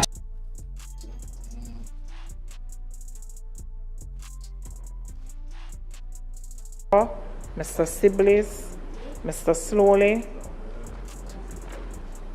Mr. Smith, Mrs. Vaz, Mr. Warmington, Dr. Wheatley. One bag of delay in a parliament. Work through. Launch in 2021. Skills training and cert. I beg to move, Madam Speaker. No, I didn't know, but even Mark Golden was in parliament. But them left, cause them see the skullduggery go on. Them cut, you know.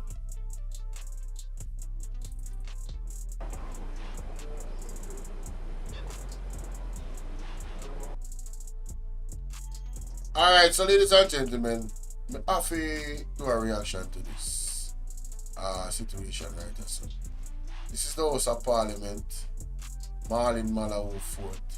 Fitzroy Samuel, so you deal with.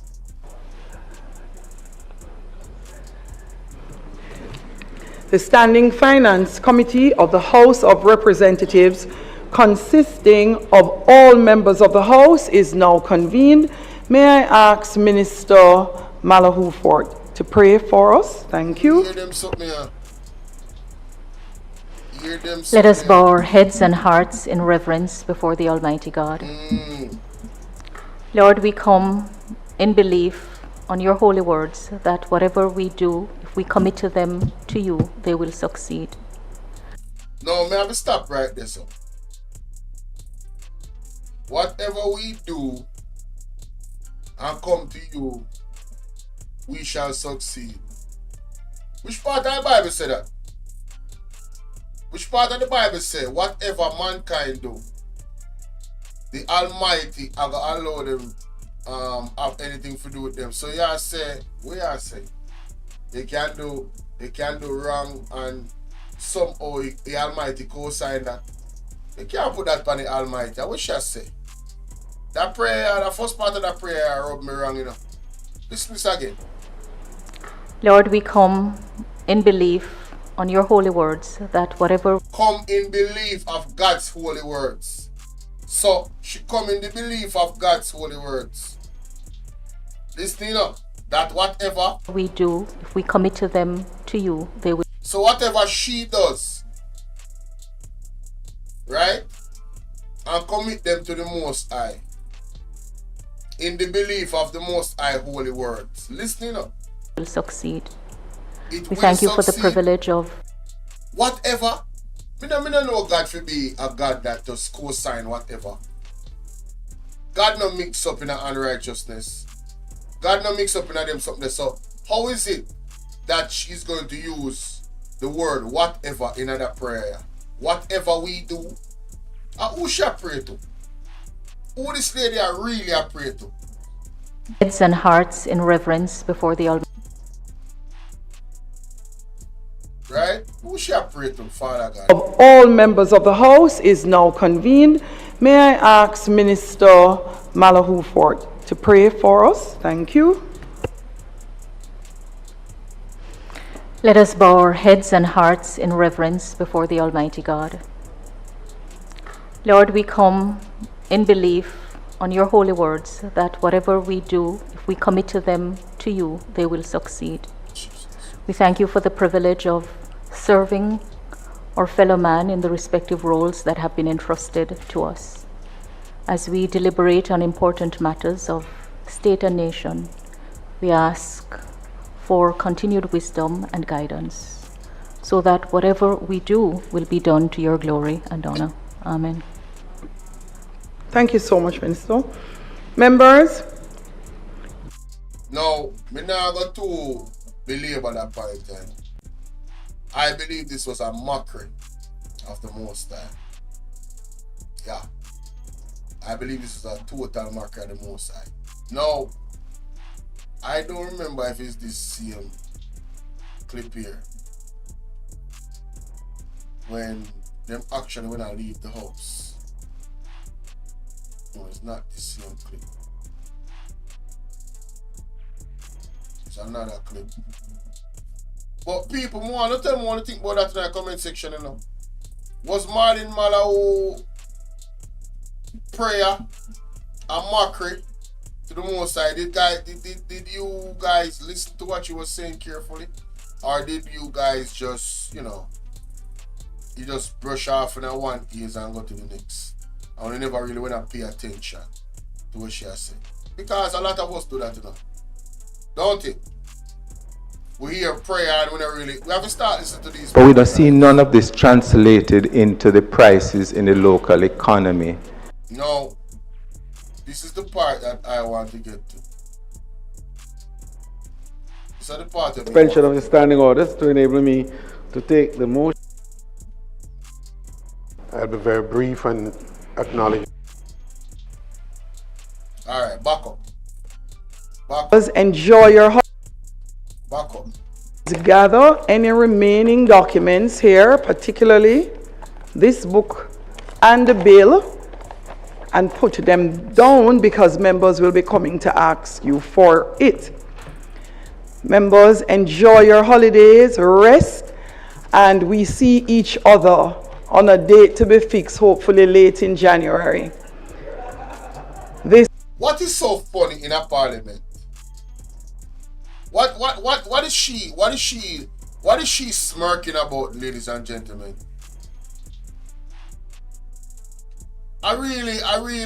This really upset me.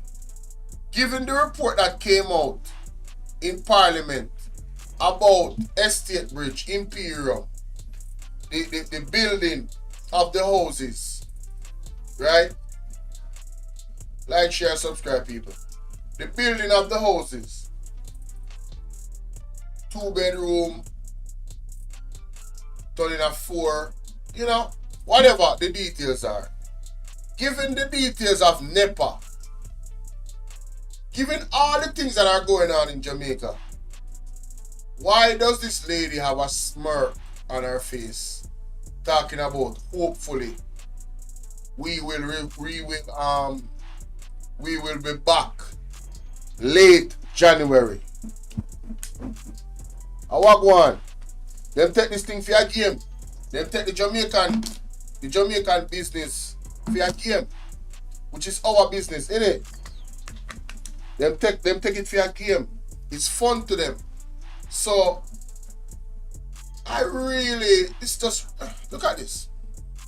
This honorable house now stands adjourned.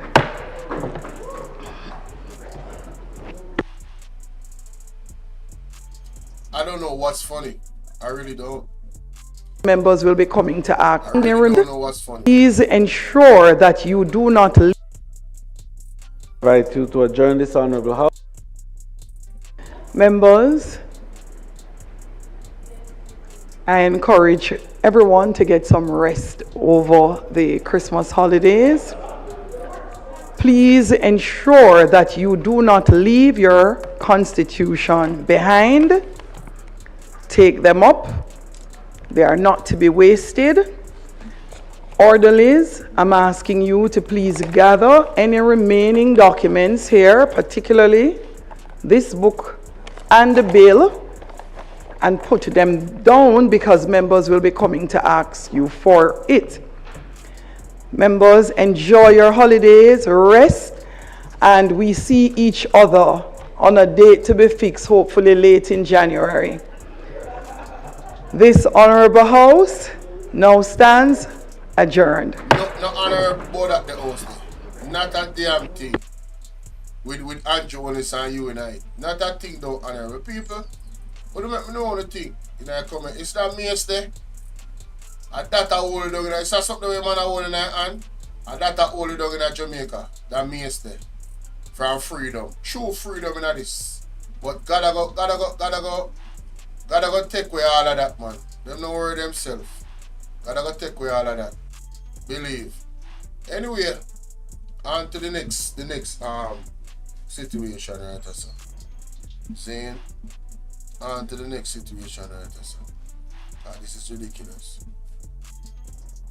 Big up Talk Your Mind TV. I probably are your liar, Yagos. Look at this lady here. Where say I go around and a fix road. She said she go fix road right through the Christmas. And she give the goodies. Wanna be careful of Santa Claus, you know. Wanna must be careful of Santa Claus. Look on her. Look on this. Look on Santa Claus. Wanna look on this, people. Saying back to this again. Cause we are gonna get to the report, you know. We're gonna get, trust me, we're gonna get to the report. Cause me have the report. No look on this. Kanjo coolness. So you lose your court case. So now January or forward now, you have to go sit down in a court. Or probably are your lawyer you go send. Me don't know if save yourself the embarrassment because of that you do, you know. Yeah. Look on the left side. You see that report there? You see it? Wycliffe Close Boulevard. Yeah, Andrew Wallace property. You see it? Yeah, man. Yeah, man. Andrew Wallace must cease and desist from government business as of a morning. Right now. Oh no, go court on yourself, on send on a liar to represent on no gamble on the business and do no one. But then put you up on leave, so I guess that you have to go come a court to come explain where you get them whole heap of money there. Exactly. So it's same thing is like you try to not answer to the Integrity Commission. You see me? And now you make the law, the court demand that you have to do it. You bumbleclot you. Sorry for the bad one. You're coming like a greedy baby mother where I get $10,000 a week for the newborn baby, and because she knows say the baby father have money, she got a court for go get more. And the judge just say, you know what, $3,000 a week you get your pussy licky. So you did have the chance, you know. You did have the chance to talk the truth and declare your assets, declare your riches, and you did not. But you be like the greedy blood clot baby mother. Alright, on a big man level, you know. You know, say Andrew go over burn and lodge, go lick down the people them house, but I feel him also lick down. You know, so you check out in my viewers and subscribers, Andrew one is a squatters in Jamaica. When you check your levers, have you ever check your levers? Remember, I'm going to politics broke like a church mouse, my name wife. Green Santa.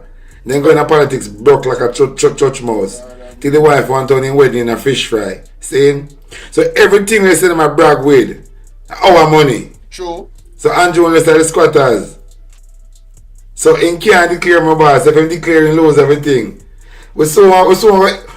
Andrew, we saw evict out of the big house on the hill. Andrew, you soon get evict shorter than Nicki Mini out of the big house on the hill. Time is the master. Watch and see. Andrew, we are going to evict you from that big house on the hill. Shorter than Nicki Mini. Watch and see. We did want more, so you take it to court. So you could have cover up and hide. And the judge just said, not a blood clot, this not gonna happen. January morning, you are come a court and you go sit down and you go explain every fucking thing. You have to tell the Jamaican people where you get the money. Yeah, your little green minions them. Hey, I see some people pan today I watch a thing from my laptop. And I see some people in the comment section that cuss the Integrity Commission. And I tell them for God, what them for God do with mother. And I said, these people come out there sick. Sick in the head, man. So me tell my wife, if I ask them, say, if I which one of the cave in Jamaica, them live, if a green got a cave. Because them couldn't live out, I must in one cave then live. These live right, they got text and things, I must in a green got a cave and live. You couldn't live in a normal Jamaica. I swear to God, these live right, all of them live in a green got a cave. Yo, I tell them, man. People are sick. Look, a handful of green minions, them are always there in the comments section. Mama, green got a cave, them living in a 18 years and this and that, move on the blood Chris, them live in a green got a cave. They're telling us to go from now. Because we are talking about the changes where Andrew Holness did supposed to come make. So if we not talk about the 18 years, we talk about the changes them where we make now. Yeah, when promise. 8 years, and you're down down your teeth for the 8 years and scrape, you can't give account for nothing. Now, January, squatters. You have to go give account. Your blood clot, yo. Bro, got a squatters. Andrew Holness, let me tell you this. Hold on, you make mute that TV, because I want you hear me good. Yeah, let me lock you. I want you hear me good. All if you fix every single road and track, walk foot track in a Jamaica, you still can't get my vote. And you still can't get the vote of the people them who already turn away from you. I'll even go fix Donkey Pass. People, remember when Pastor Peter Chambers did say the people of Jamaica is going to turn away from Andrew Holness and there's nothing he can do. Whether you tell us, let me rewind it here. Because I don't think so make thumbnail for no reason at all, you know. Make when you see what the man does say a while ago. Holness, let me tell you this. Hold on, you make mute that TV because I want you hear me good. Yeah, let me lock you. I want you hear me good. All if you fix every single road and track, walk foot track in a Jamaica, you still can't get my vote. And you still can't get the vote of the people them who already turn away from you. I'll even go fix Donkey Pass. We been a go through and I get deal with roughly by politicians for years now. For make we smart enough to know say if fire burn you 1 time, 2 times, do not allow fire to burn again. We know say if you fix if you decide to fix every road in a Jamaica right now and you do fix them, we know say just because general election right next year and you are trying to do some damage control to fix all of what you do already. Yes, your little people them are go always in the comment section and green up the comment section. Look on the screen. Jingle bell. But we the people who tired of you, which is majority of Jamaica, will not give you the chance again. You coulda push up the sun little further in the sky if cut down the heat where we are feeling at Jamaica now. You not stand another chance if trick the Jamaican people them. You put on your sheep clothes, Zin, and when you're near enough of the sheep them around you, you decide say you go take off your sheep clothes and show your true colors. And now that we find out say you're a wolf, we will not allow you to name another sheep again. So you're here. Why? So let's go take off. Me tell you no say Pastor Peter Chambers was absolutely correct. This man don't stand a chance for legally win the election in Jamaica. And you think say JLP they don't know? You think say PSOJ don't know? All like oligarchs them will stand behind him. He mean a trouble, you know? Who remember where Bunting said? Who remember where no Bunting? Where general name again, man? Jesus. KD Knight. Who remember KD Knight? Where KD Knight said at a press conference. KD Knight press conference after IC report. Let me see if I can find back that clip there. Who remember what KD Knight said at the PMP press conference, ladies and gentlemen? The man say, Andrew, pack up your bag and go. If you know what I know, I want to find the clip. Me I go find it. But people, in all seriousness, this a man here, we can't allow this a man to, and we can't allow the JLP, because we don't even put it on just him alone. At this point, me have come to the conclusion and say every single individual, I mean every one of them, when they're in a JLP, people, is not credible. Me can't believe, say me's not a person who like to paint a broad brush. But you see, when you see what the Prime Minister do, and the people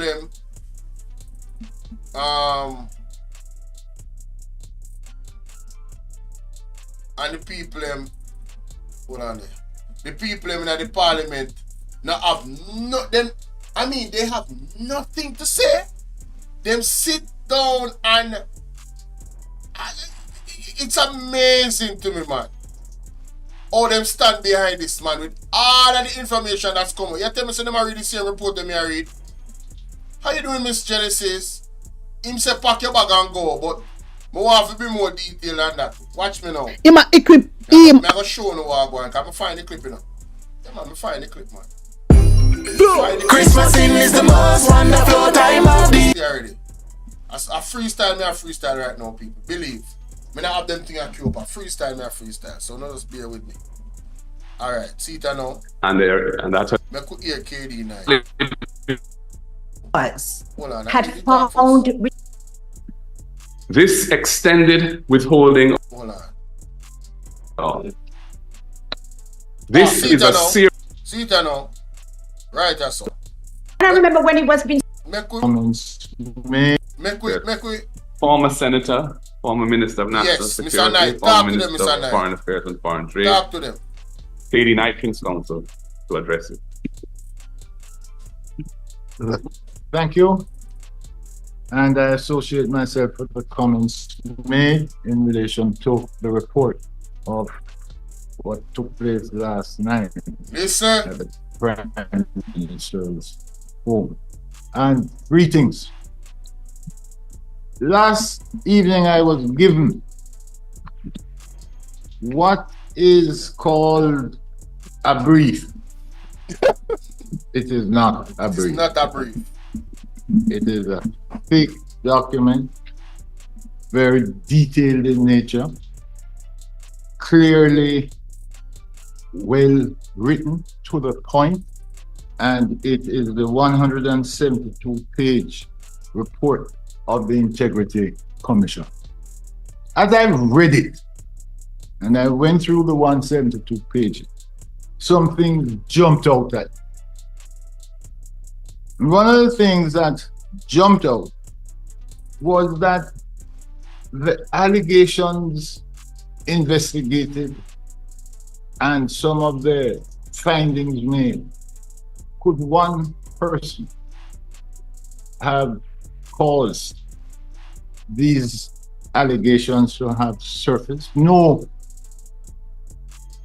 My mind as a lawyer practicing at the criminal bar saw that there were elements of conspiracy in this. And whilst I will not identify the potential conspirators, I will say that in the overall circumstances, the Prime Minister of Jamaica needs to remove himself from the office he now holds so that the appropriate investigative body can go very on Tuesday, the allegations and building approval. The public will be satisfied that there is no interference at the highest level, and that certainly there is no cover-up. But this calls for detailed investigation. What jumped out at me too was the way in which the investigation was conducted, where they made reference to the judge's rules, that persons who were interviewed, they were interviewed in accordance with the judge's rules. Now, let me just point out one important aspect of the judge's rules. This is a warning to the person who is being questioned. And it warns the person that you need not say anything, but anything you say will be taken down in writing and may be used in evidence against you. And in this document, the warning was appropriate. Appropriate.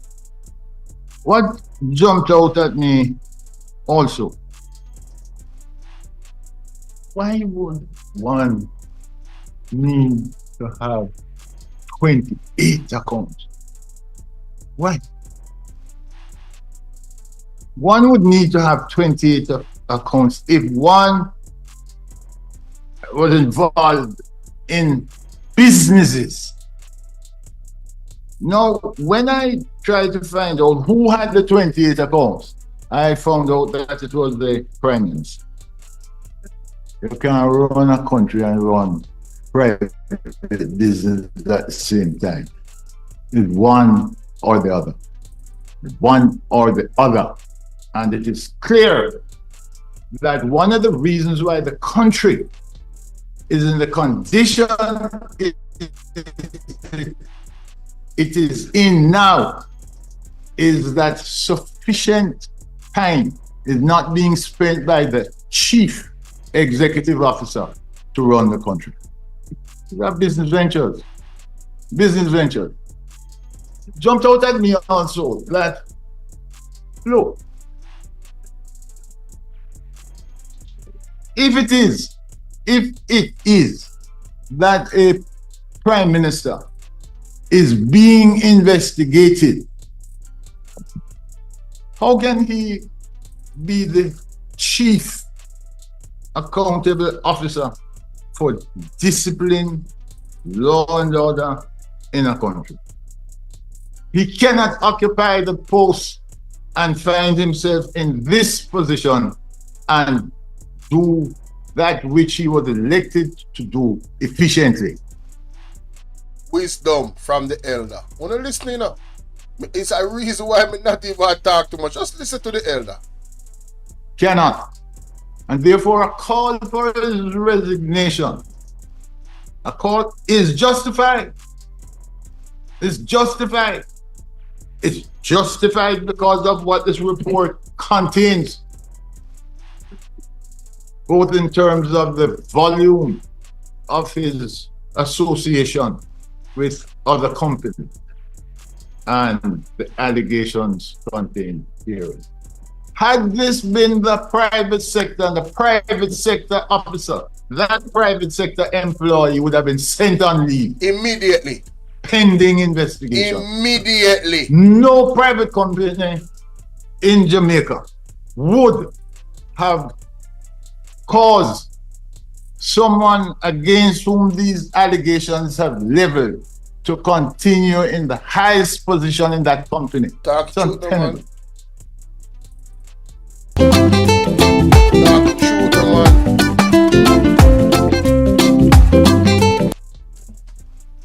I expect that there will be more press conferences, leader, and I would like to have the opportunity to go through this in greater detail.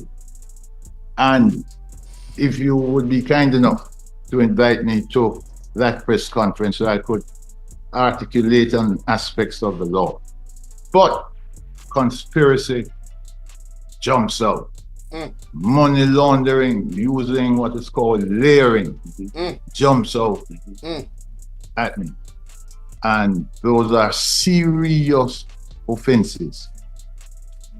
I do not for 1 minute suggest guilt. I don't.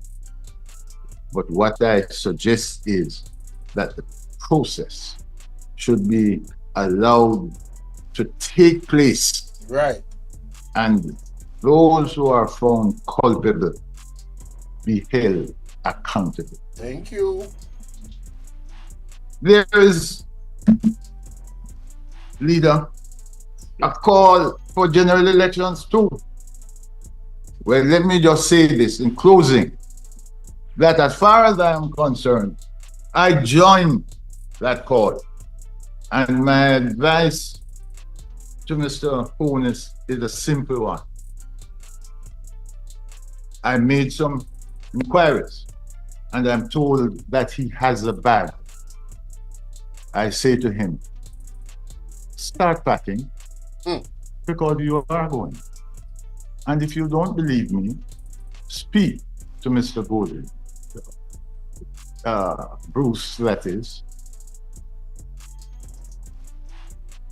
Pack your bags, put in your clothes and your belongings because you can't stay as Prime Minister of Jamaica, because the international reputation of Jamaica is important, and you have, by allowing these allegations, brought Jamaica into disrepute. Thank you. Man, oh man. No, listen, I ain't gotta say nothing else after that. You all tell me what you think in the comment section. As a matter of fact, you know what? I gotta clip that up. I gotta clip up that last part. Lord have mercy. I gotta clip that up. I made some inquiries and I'm told that he has a bag. Oh God, here we go, right? Closing. Here we go. That as far as I am concerned. Oh, yeah, in closing. Well, yes, right here. Let me just say this in closing, that as far as I am concerned, I join that call. And my advice to Mr. Honus is a simple one. I made some inquiries and I'm told that he has a bag.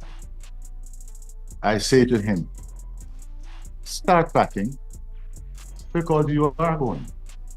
And if you don't believe me, speak to Mr. Bolo, Bruce, that is.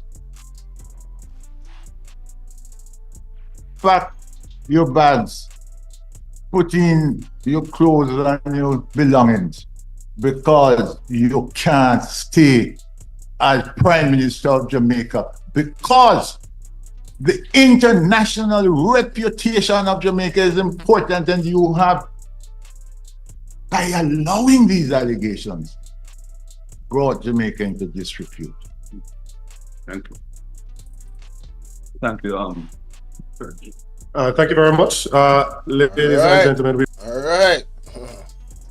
right.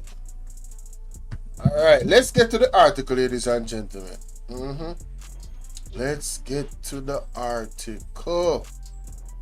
Do I have it here? I sure do.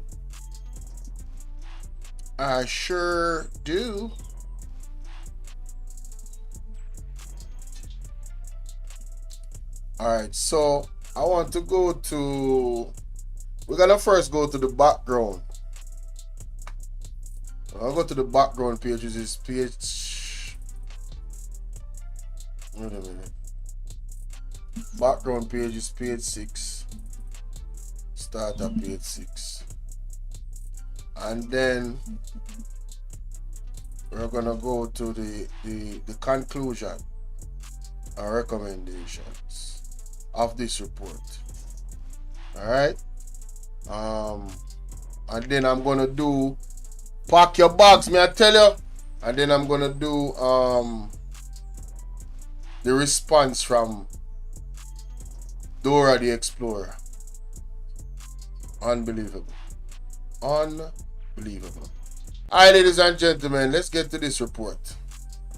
Page 6. Alright. Alright, it says this chapter sets out the background information concerning the allegations, initiation of the investigation, and jurisdiction. Allegations and initiation of investigation. Now, ladies and gentlemen, before we even continue there, this is an allegation. So why is it that the Prime Minister has come out and said that the Integrity Commission is targeting him. As far as I know, I hope that you guys are hearing me now. Wait a minute. Yeah, man, you guys are hearing me. As far as I know, ladies and gentlemen, people randomly, anonymously, can call into the Integrity Commission and report things, innit? That's how that works, right? So why is he making this claim that somehow the Integrity Commission is targeting him? Well, if you guys had read the first report, that report yielded certain things that is attached to know this. The fact that he owns, he's part owner of multiple companies, and some of them he used to be a part owner of or full owner of, but he's no longer. So you're gonna see those names pop up in this report that was in the previous report in terms of the companies. So these are allegations. Allegations. And then we're gonna go to the conclusion based off the investigation. Alright? Good. So it says here on July 10, 2024, the following allegations were received. That Mr. Holness is the owner of property on which construction is being carried out, contrary to the terms of the planning approval building permit granted by the Kingston and St. Andrew Municipal Corporation, the KSAMC. Who remember in the local government election, ladies and gentlemen, how they were so adamant that they won the KSAMC? And now it's making a lot of sense, ladies and gentlemen. Apparently the KSMC, apparently the KSMC is a prize. That's where all the contracts run through and all of that, innit? So I just want to make sure that I'm seeing the chat. Okay, good. Because I can't see it on the computer. So yeah, alright, cool. Claudette, big up yourself. I see it comment. Too much land there, Jamaica. Okay. That is for the food. Alright. So who remember that? So KSAMC is very important to them, innit? Now, Mr. Holness often requests the services from his architect to draw a blueprint that will be sent to the KSAMC. However, a second blueprint will be drawn that will be used for actual construction. It is said that this was done at one of the developments in the Beverly Hills or Cherry Garden area.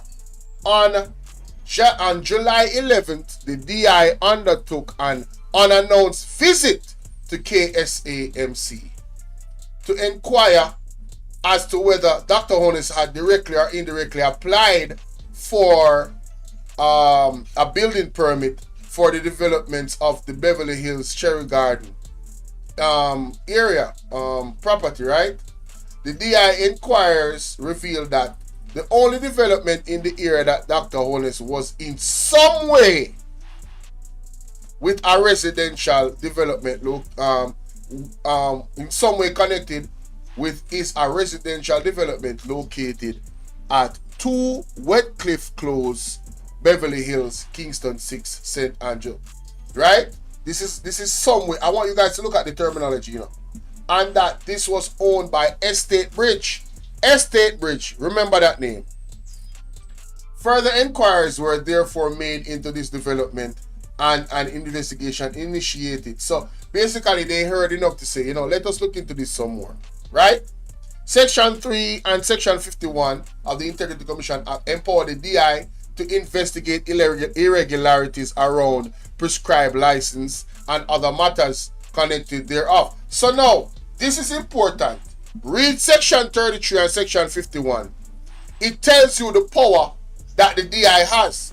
So when the Prime Minister and other people out there in the street want to say that the Integrity Commission is targeting the Prime Minister, no. The Integrity Commission is operating well in its powers. That's why it puts the law in front of you. Section 33 and 51 says that they are empowered to investigate irregularities. So this is what they're doing, right? Now, right here it says, the following persons were deemed to be pertinent to the investigation. Mr. Xavier Chevanez, Chief Engineering Officer of the KSAMC. Mr. Rashane Hamilton, Field Officer of the KSAMC. Mr. Orion Brown, Field Officer also of the KSAMC. Mr. Sean Martin, Field Officer of the KSAMC. Mr. Kenado Nesbet, the KNN Designs and Consultant Limited. Mr. Norman Brown, Miss CJ Anderson, and Mr. Adam Holness. Lord have mercy. Directors and shareholders of Estate Bridge. Guys, remember Estate Bridge. Now, it is alleged that this is Mr. Holness' son, Mr. Adam Holness. That's why the company name AdMat. Adam AdMat. Alright. So, now his son is being... Lord have mercy. Hey. Listen, man. And the man said the people who are targeting him, what can go? So, anyway, Mr. Donovan Williams, Company Secretary, Estate Bridge, and Dr. Holness, the legal and beneficial owner of Imperium Investments Holding Limited, which is a former shareholder of Estate Bridge. Ladies and gentlemen, more reason here, so. I want us to reason. I want you to think in the terms of an investigator. And I want you to clear your mind. Act like this is not Andrew Holness they're investigating. I want you to think about an individual that he owns a company that was a former shareholder in a company which his son is part owner of, allegedly. No, he's a director and shareholder of. It's right there. His son is a director and shareholder of a company that he was a former shareholder of. Right? So Andrew Holness is the legal beneficiary owner of Imperium Investments Holding Limited, which was a former shareholder of Estate Bridge, which his son is a director and a shareholder of Estate Bridge. I want to know if you look upon this from a balanced view, non-bias. As an investigator looking at this information and then seeing evidence showing that the building designs that was given to the KSMC is not the actual designs that is used to build the building allegedly. Wouldn't you, as a well-thinking person, look into this? How is this targeting the individual when all of the evidence that is there gives you enough to want to investigate? This is not little bit of crumbs, people, in terms of an investigator looking on the ground and say, oh yeah, see, we see some trails of crumbs there. It's very minute. This is one big block of cheese. It's obvious. Your son is your son. And your son is the director of a company that you was a former shareholder of. So we have to investigate everything, including you. You cannot be exempt from the investigation. That wouldn't be savvy investigating. That wouldn't be intelligent investigating. Right? It's just not. So I don't want, see, I'm making this point for a reason, I don't want to hear no foolishness in my comment section from no die-hearted person. We're going to think logically here. If this was Mark Golding, you guys would have a field day. You would have talked about all my white and in British and all my rap from the slave them, and all just feel like he can do what he want to do. You guys would do all of this. But because you're biased and some of you are being paid and you're part of the corruption, allegedly, when you come in a people comment section and I do the most, I start block you know. Yeah man, that me I go do. Anyway, that is the first part. I want to go to the conclusion now, because I'm not going through the entire document. Nope. The other part, the conclusion is very, very, let me see. Page 3, the conclusion. Now which page again? 47. 47. Alright. Let's go to 47. So that is what caused the investigation. The other details in the middle is the actual investigation. Alright? Now here's the conclusion. This chapter outlines the conclusion drawn by the DI. The DI concludes that the requisite planning approval and building permit requires for the construction of a development consisting of 4 2-bedroom units located in Beverly Hills, Kingston 6, were properly issued by the KSMC to Estate Bridge. So the requisite planning approval was issued properly. This was July 12th, all right? The DI finds that the terms and conditions of the building permit, which was issued by the KSMC for development, were breached. That means the original plans were not used, ladies and gentlemen. And them have pictures of it too. Them have pictures. It's all over the internet. I don't know if it's in this document, but them have pictures. Anissa, if you're still here, Barbara, what's up? Anissa, if you're still here, tell me which video you show the pictures them. See? Because I know say you have it up. So we can show people them. Now, it says here, the DI conclusion is premised on the fact that at the time the DI's first inspection, the reference development consists of 4 4-bedroom townhouses instead of 4 2-bedroom townhouses. So them double the amount of rooms if they in the townhouses. Alright, as approved by the KSMC, them go away from the approval. Right? The DI finds that in failing to comply with the terms and conditions of the building permit, right, Section 17(1) of the Building Act was breached. These are the law now, people. The DI concludes that the inconsistent representation made by Messrs. Brown and Nesbitt in respect of the layout and composition of the development were blatant attempts to mislead the commissioner. This is the conclusion, you know. Now, the DI's conclusion is premised on the following. This is the reason why he's concluded it. Mr. Brown indicated in the witness statement, which he signed, in respect of which he made a declaration of truth on December 4th, 2023. As so long as I investigate this, that the development consists of 4. You know, say it consists of 4 4-bedroom townhouses. This statement made at the time when the DI was not investigating any breaches. Wow! So him admits it consists of 4-bedroom townhouses, and there was not an investigation on any breaches. So this was him under oath telling them what the houses contain of. This is interesting, right?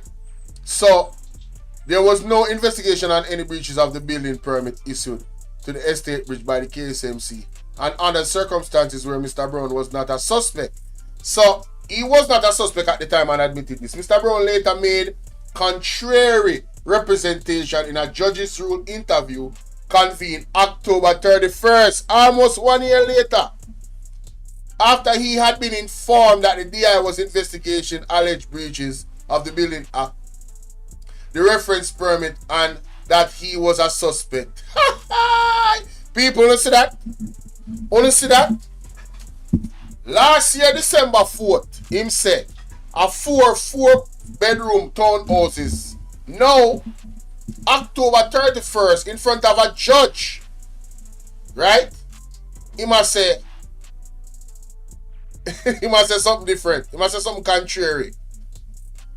Now, that tell you everything we need to know right there, so. Mr. Nesbitt contemporaneous.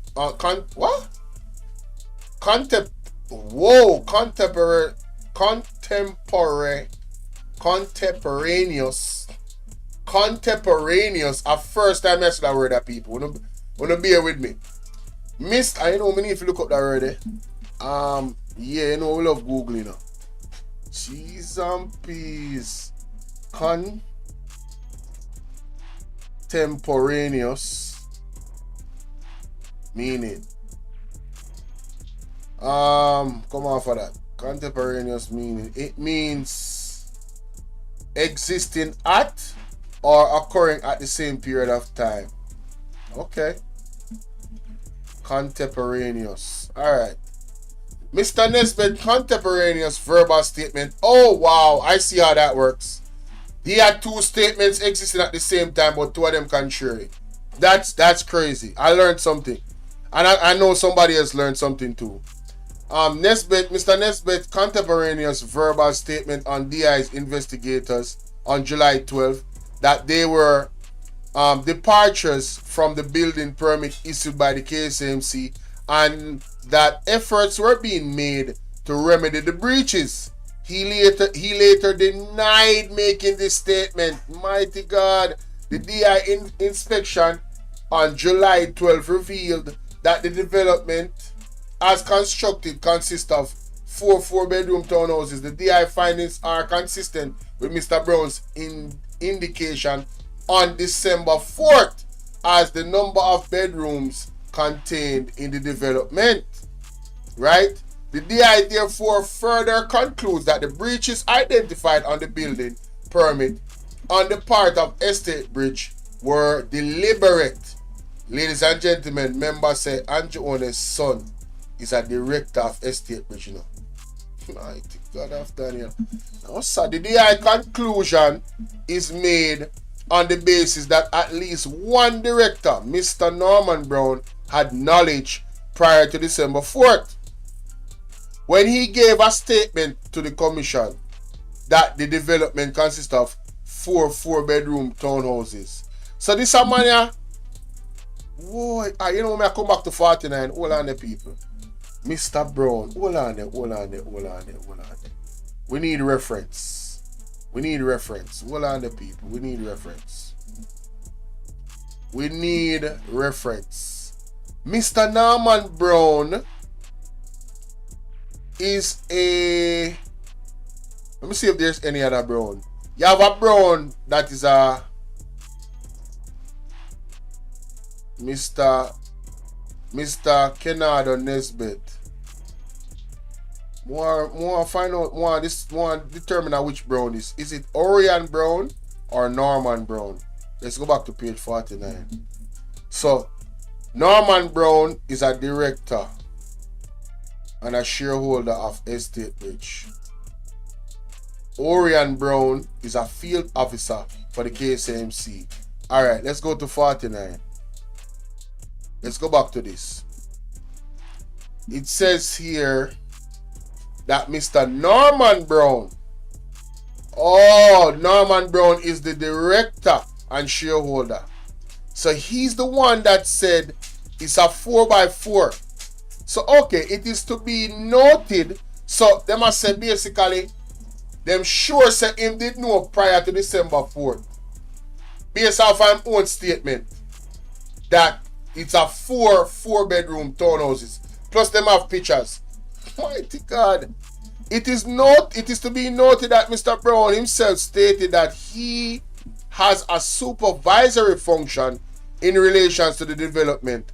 And Ms. Anderson indicated that Mr. Brown is the director that is generally responsible for Estate Bridge business operations. Fall guy. Can somebody say fall guy? Say fall guy. The DI also finds that Mr. Nesbitt either conspired with or aided and abetted the directors of Estate Bridge. Lord of mercy. Wait. Hold up. Wait, what? The DI also finds that Mr. Nesbitt either conspired with or aided and abetted the directors of Estate Bridge. The directors in the commission of forging, breach, and is thereby equally liable for said breach. Mighty God. But tired of the green people them. No sir. The DI conclusion is premised on the fact that by virtue of Mr. Nesbitt's role as contractor, it is reasonable to infer that he must have been cognizant. You know, so I never know say I said that word spell. But now I'm going to run and I always hear that word, cognizant. It's a Z? Wow, I thought it was an S. Cognizant of the terms and conditions of the permit granted by the KSMC. Furthermore, Mr. Nesbitt's company is party to the construction contract with Estate Bridge, which requires him as contractor to construct the development in accordance with the building permit. And in his statement dated October 16, 2024, Mr. Nesbitt indicated that I designed the buildings plan for the development for submissions to the KSAMC.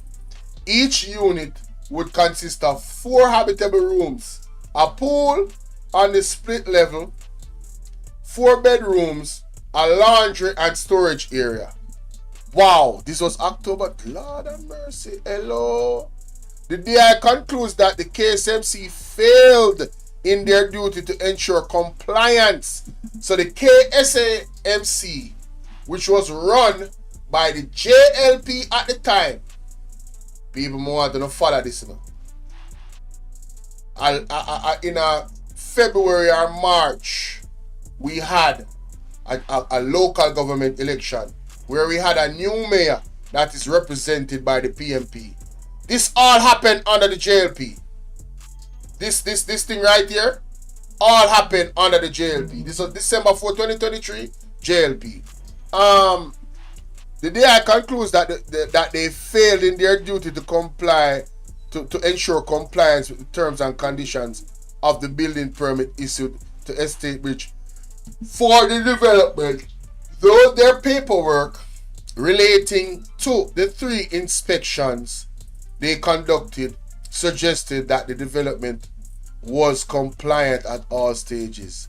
The DI inspection of the development belay this. What is this? Is that picture? Alright. So, conclusion, recommendation. Should I go to recommendations? How long is recommendations?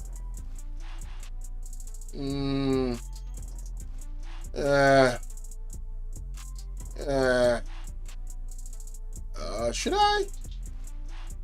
I should. Why not go all the way, right? This chapter outlines the DI recommendation having regards to the findings.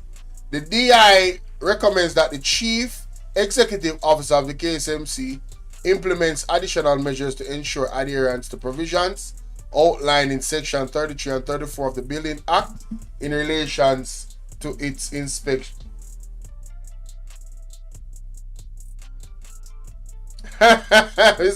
With Genesis. In relation to its inspection and post-permit monitoring responsibilities or functions.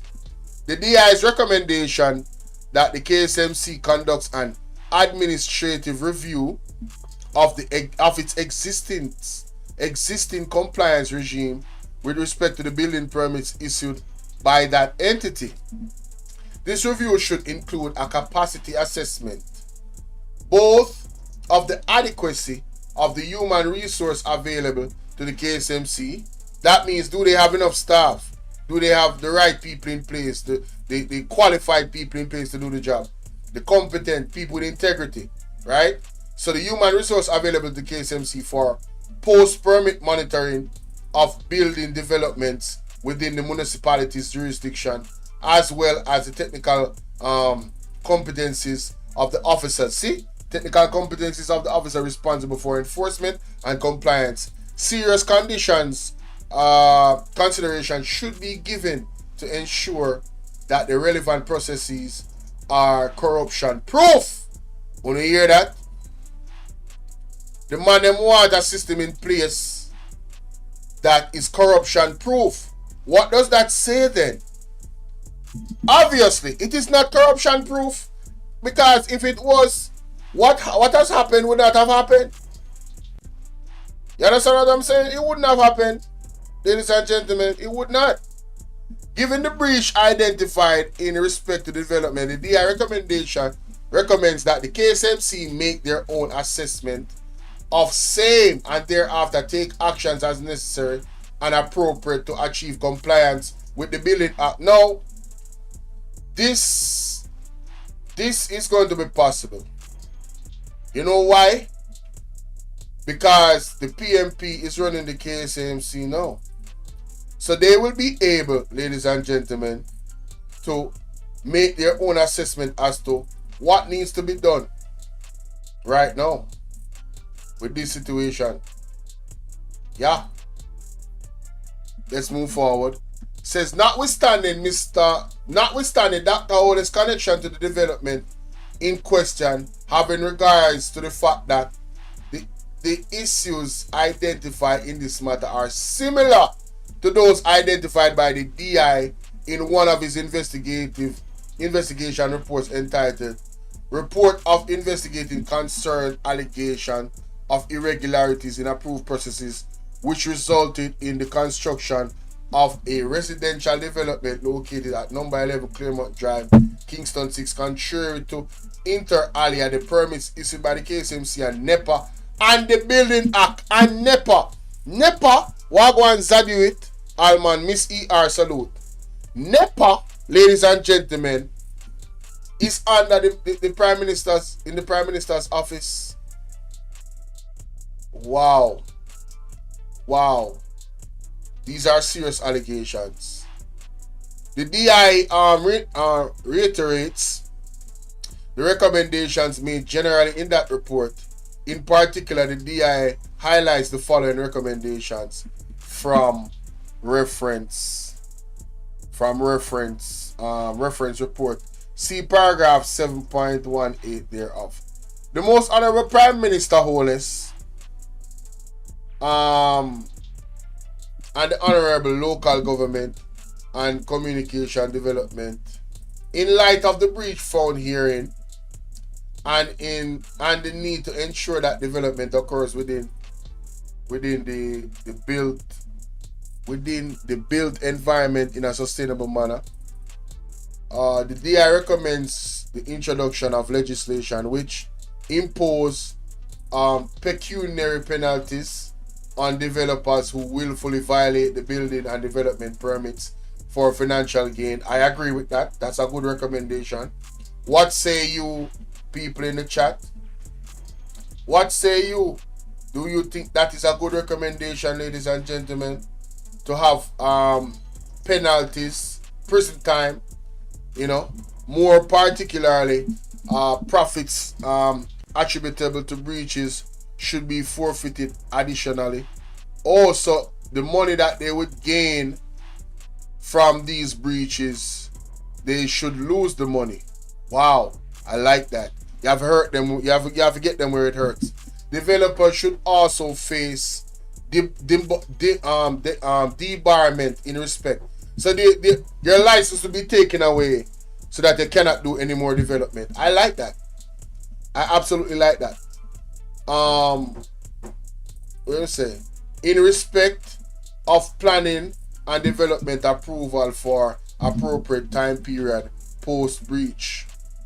Oh, so them are gonna lock them down from doing anything else at that time until further notice, I believe. Okay. Required collaboration and coordination between the register of titles, local authorities, and germane entities in a way which ensures that the titles are not issued for developments which are constructed in breach of planning, building, and development permits. So if I get the police them involved, there needs to be a body that deals with that, enforces that. I like that. 7.5 says, additionally, the DI... One second, my people. Give me a second.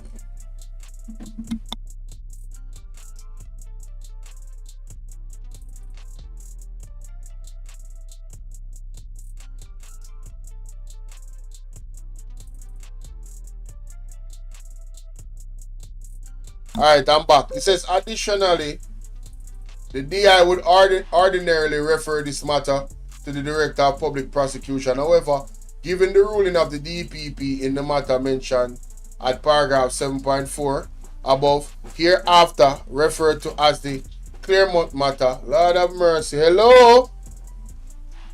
The Claremont matter, the DI recommends that this report be referred to the KSMC for appropriate action in a ruling by the DPP dated January 10, 2024. So the KSMC is the one that has to deal with this, right?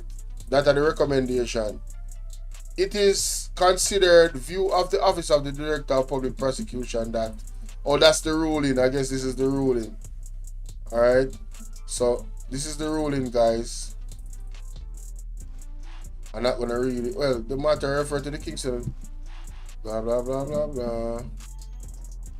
See right there, section 78. Right. Let's scroll through this. All right. Now that does proof.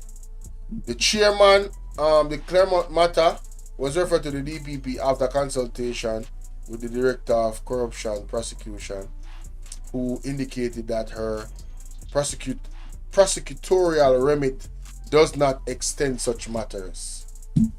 So the DPP should not have the power to do that. That's basically what that is saying, ladies and gentlemen. There you have it. That is the actual document, ladies and action wagwan.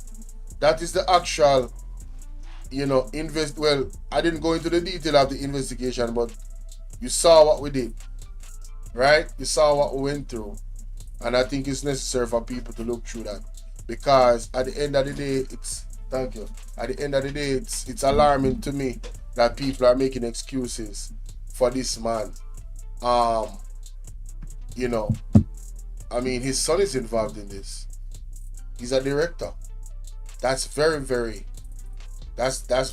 important to know. You understand what I'm saying? This is not a fluff case. It's not a 9-day wonder, ladies and gentlemen. And I think that's what they would want you to believe, innit? They would want you to believe that, no. This is quite serious. It's quite serious. But let me know what you think about that. If you guys haven't read it, show me some love. Hit up the like button. I went through that. Odette, what's going on? Odette said the PM make me cry. Lord have mercy. Don't make him get too emotional, me dear. Pray, put up a joy and cry and for Jesus. Nobody make and Jonas get in another state there. Anyway, let me know what you think about that. No, ladies and gentlemen. Lord have mercy. I have so much things to cover, but I have to go to this now. This is very important. Your finances and create a family legacy. Important, ladies and gentlemen. I forgot to Dora the Explorer. What can go so? What can go so? I hear this lady is a Christian, I hear this lady is a Christian. I cannot believe it. A blessed morning, one and all. Easy no pastor, and I hear time to them general. Everybody use them. Right? Frank. Alright, so let's take it here. Your finances and create a family legacy. Tune in. They do their reports every single month. Every month a report is done. So there are no missing funds. And I will move on. What? What? Reports hold overnight. Up. Wait, no, hold up. Oh my God. This lady The ministries are, as Minister showed you, all of us came with our yellow book. Thank you, ladies and gentlemen. You, Minister. Alright, ladies and gentlemen, this is a raw reaction of Dr. Dana, in their post cabinet press briefing. A lot was said, but Yeah, let me just get to it because I'm already triggered. I just was touching through and I heard her say something and it immediately I wow, unbelievable. Let's hear this. And again, there are no missing funds. No, we could go back. Hold on, the breaks there. No, sir, something alright. I don't think she does say that all. Yeah, that hurt me. People, we don't have to hear this. Additional resources with the help of the Ministry of Finance and the Public Service to just dedicate their time to helping the Finance Department come up to speed. They're not quite there yet, but I am proud to report that they have submitted 3 years, early years, to the Auditor General, and they have 2 following years at their internal audit within the ministry. It takes a lot of time and effort, but we have to do it, and I want to... No, ladies and gentlemen, and I think this is the reason why I come over here, so if you come hear that part, but ladies and gentlemen, when me hear here, so the report that the Auditor General came out and stated that trillions of dollars is missing, unaccounted for, not documented. And this them I talk about. They must say, basically, you know, it takes some time and, you know, guys, for 10 years, you know, for 10 years, you know, 10 years, you know, we haven't gotten these reports, you know. 10 years. Man, listen, you can't make this shit up. Implore all the ministries that have not done so to really, really prioritize, and we're not just going to leave it at that. We're going to ensure that, you know, the adequate resources are provided and that we begin to see the actual submissions of these reports. I want to acknowledge all the ministries that are up to date, and you are to be commended for that. And no, you're not to be commended for that. It is your job. There's no commending, nothing. You are paid very well to make sure that you operate legally, serving the people of Jamaica. And legally means when I tell you how money go. Boy, you should be commended. Commended for what? For what? I want to say again to Jamaicans, there are many safeguards in place for taxpayers' money and how we spend it. Safeguard, then where the money there. Oh, we don't know where the money go in a 10 year now. These reports haven't been filed. You know, say that is like you at the IRS. I come for them now, no.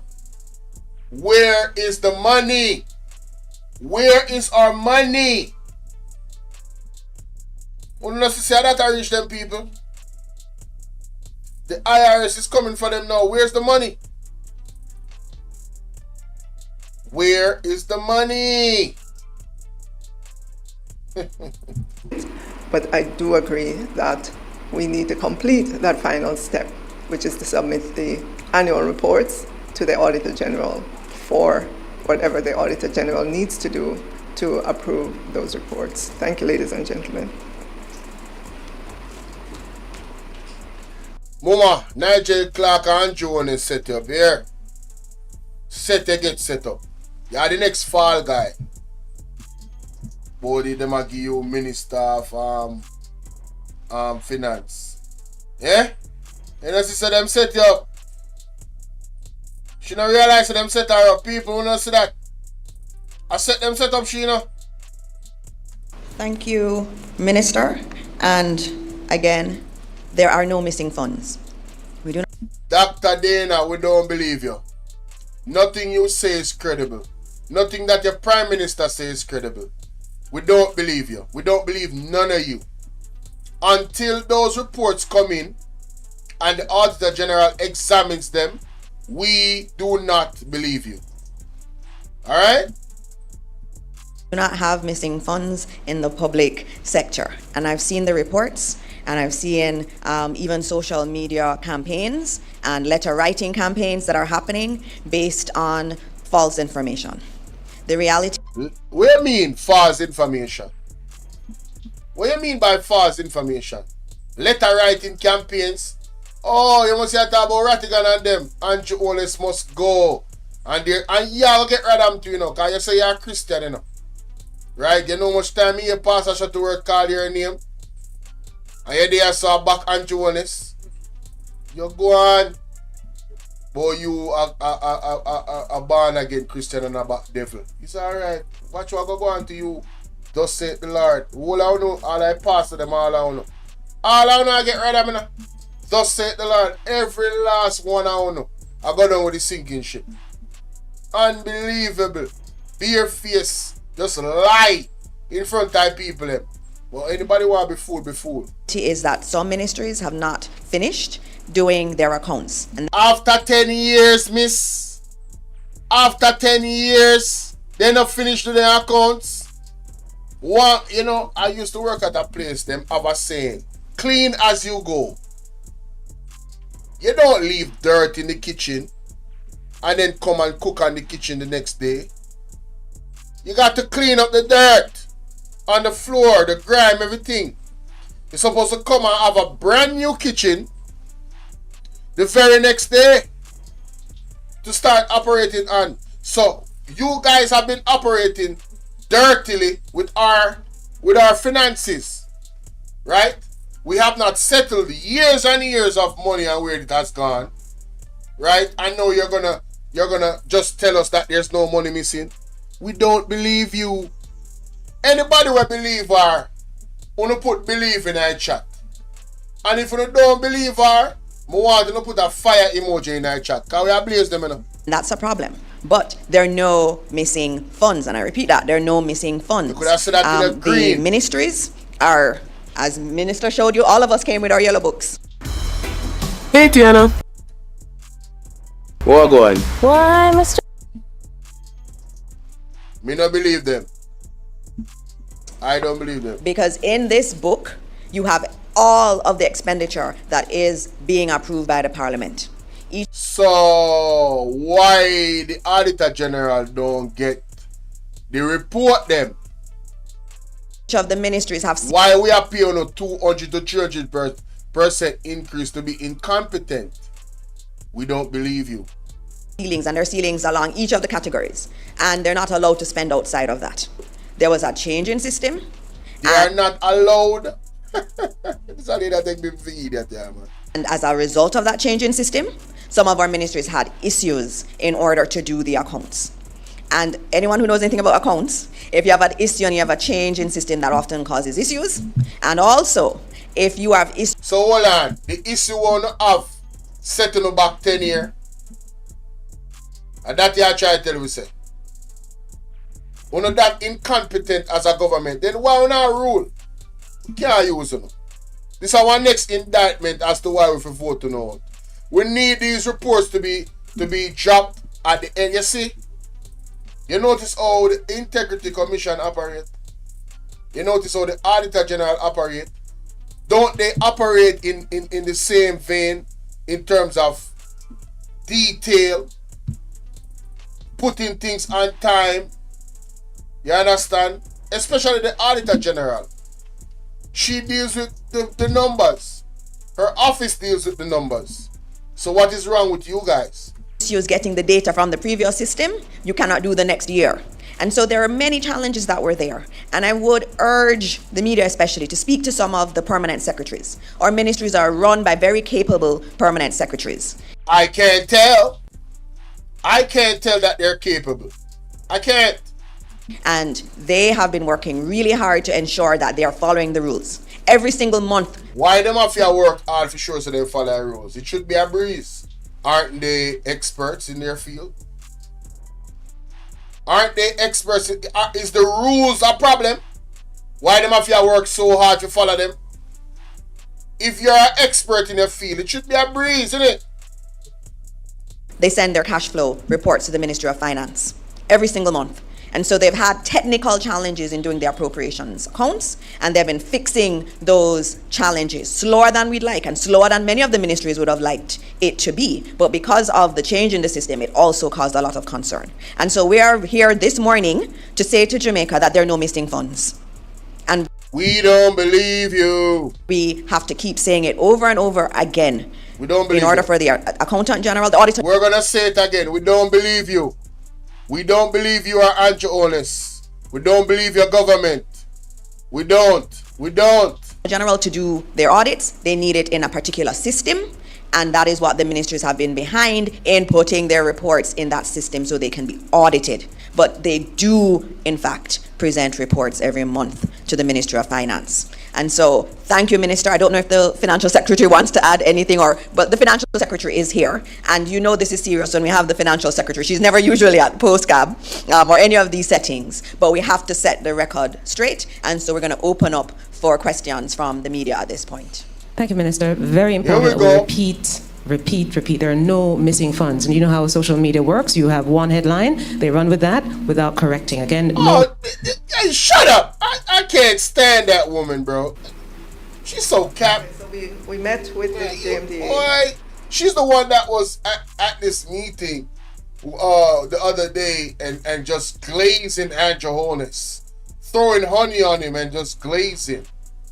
You know what I'm saying? Just glazing him about Dr. Andrew Holness, this and that. The honorable man, shut up.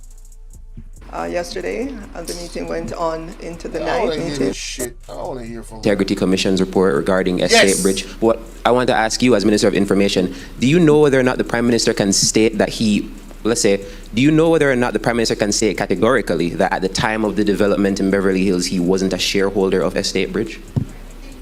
The Prime Minister was very clear in his statement, and the report was tabled yesterday in the House. I have not had a chance to go through it, and so I know we'll be reviewing it throughout the course of the day. But the Prime Minister's statement was very clear. He said many things. He thought that this was a transparent attempt at attacking his character. He was very clear on that. And I know that we in the Cabinet, we stand with the Prime Minister on this matter. And these are definitely matters that are before the court, and so I try not to speak. Wanna hear that? Them stand with the Prime Minister in a him going out, and no matter when do they stand with him. The entire Jamaica Labour Party need to be dismantled. The entire Jamaica Labour Party needs to be dismantled. Alright? I want to find the press release for Andrew Holness responding to the IC report. That's what me want to find. I want to hear exactly. Granted leave to seek judicial review. That's that more. Where can I find this statement by the Prime Minister about the Integrity Commission? That more. Where we can find that? But let me just continue this. About matters that are before the court. But the Prime Minister in his statement was very clear that he was not a director, he's not a shareholder, and he doesn't own the... No, I have it sped up, guys. She talk fast normally, but I do have it sped up. I do have it sped up. Oh, Lord. The property. That was very clear in his statement, and that is what I would like to be reported.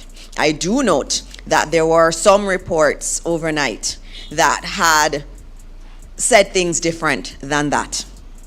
And I note that this morning there are some editorial notes under some of those reports, which means that individuals are now clarifying previous reports that had been made. It is really important, especially when we're dealing with someone's integrity and character, that we get the stories right and that we don't issue statements that are not completely accurate. And I see the reports being corrected, and I'm very happy for that, and I thank members of the media who have been correcting their stories overnight. That's important. But the Prime Minister was very clear about his relationship with this company and his surprise that he would have been named in it. And as I said, we'll be reviewing the report, and we'll... Why is he surprised? How is people buying this shit? I apologize for the language. But how is he surprised that his name is involved? It's his son. His son is a director of Estate Bridge. He was formerly a shareholder. Andrew Honest was formerly a shareholder. There is a direct reason why his name is being mentioned. He's the Prime Minister of Jamaica that is also under investigation for illicit enrichment. These are all good reasons why Andrew Holness was named in the report, and he was named accurately. It's called allegations.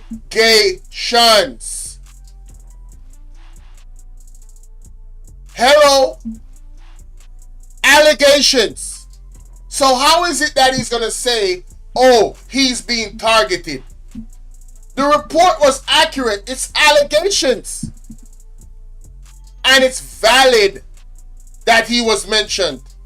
This is a valid reason why he was mentioned. So this what she's saying right here don't make no sense. Very clear about his relationship with this company and his surprise that he would have been named in it. And as I said, we'll be reviewing the report and we'll make additional statements thereafter.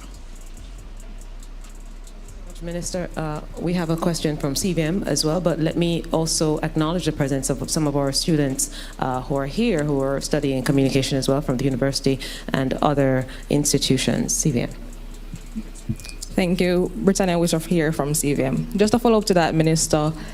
Can the Prime Minister effectively lead when his name has been linked to so many adverse IC findings? I think the Prime Minister can definitely lead, and if you see what is happening, he is leading. He's leading our country very well. Cap. I called Cap. Can you believe this lady uttered that out of her mouth? That he's leading the country well? Well, let's examine the wellness of the leadership of the country. Let's state the obvious. In his own ministry that he runs around 16 to 20,000 agencies, Office of the Prime Minister, right? You have NEPA situation, right? You have the NEPA situation.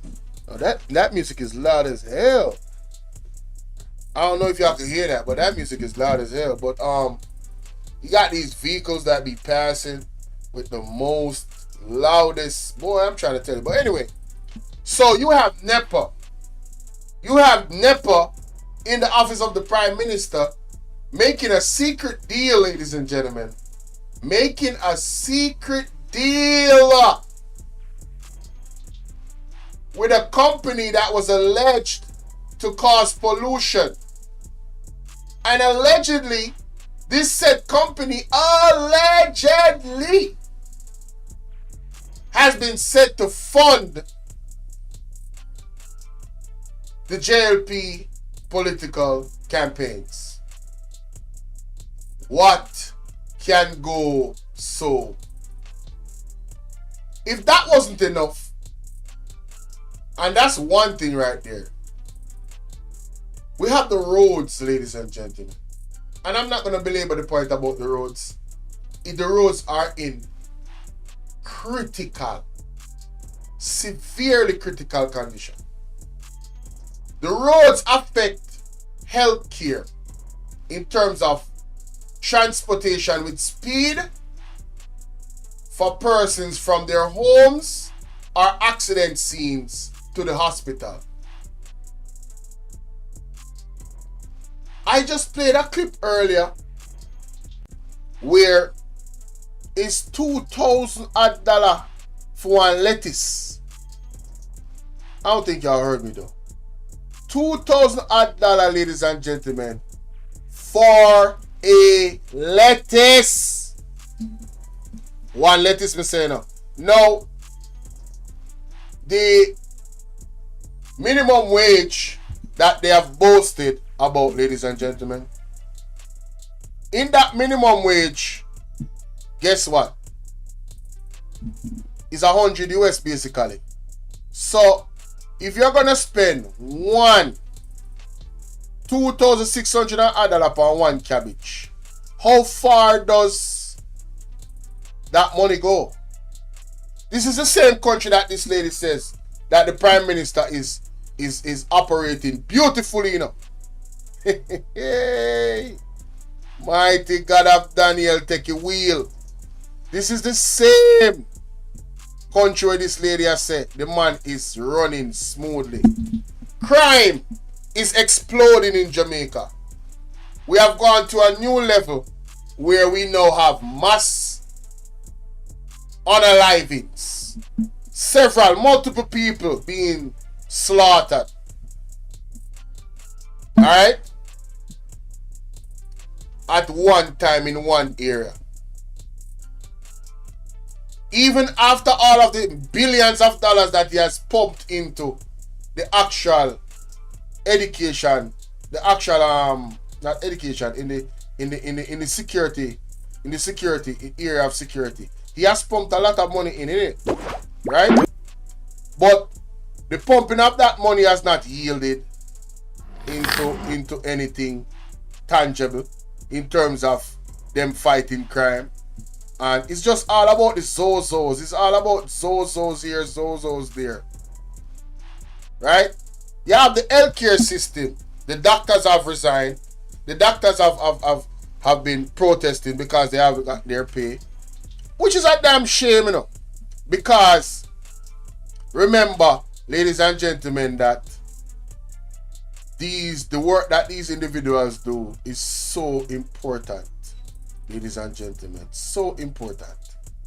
You're talking about the people benefiting from proper health care.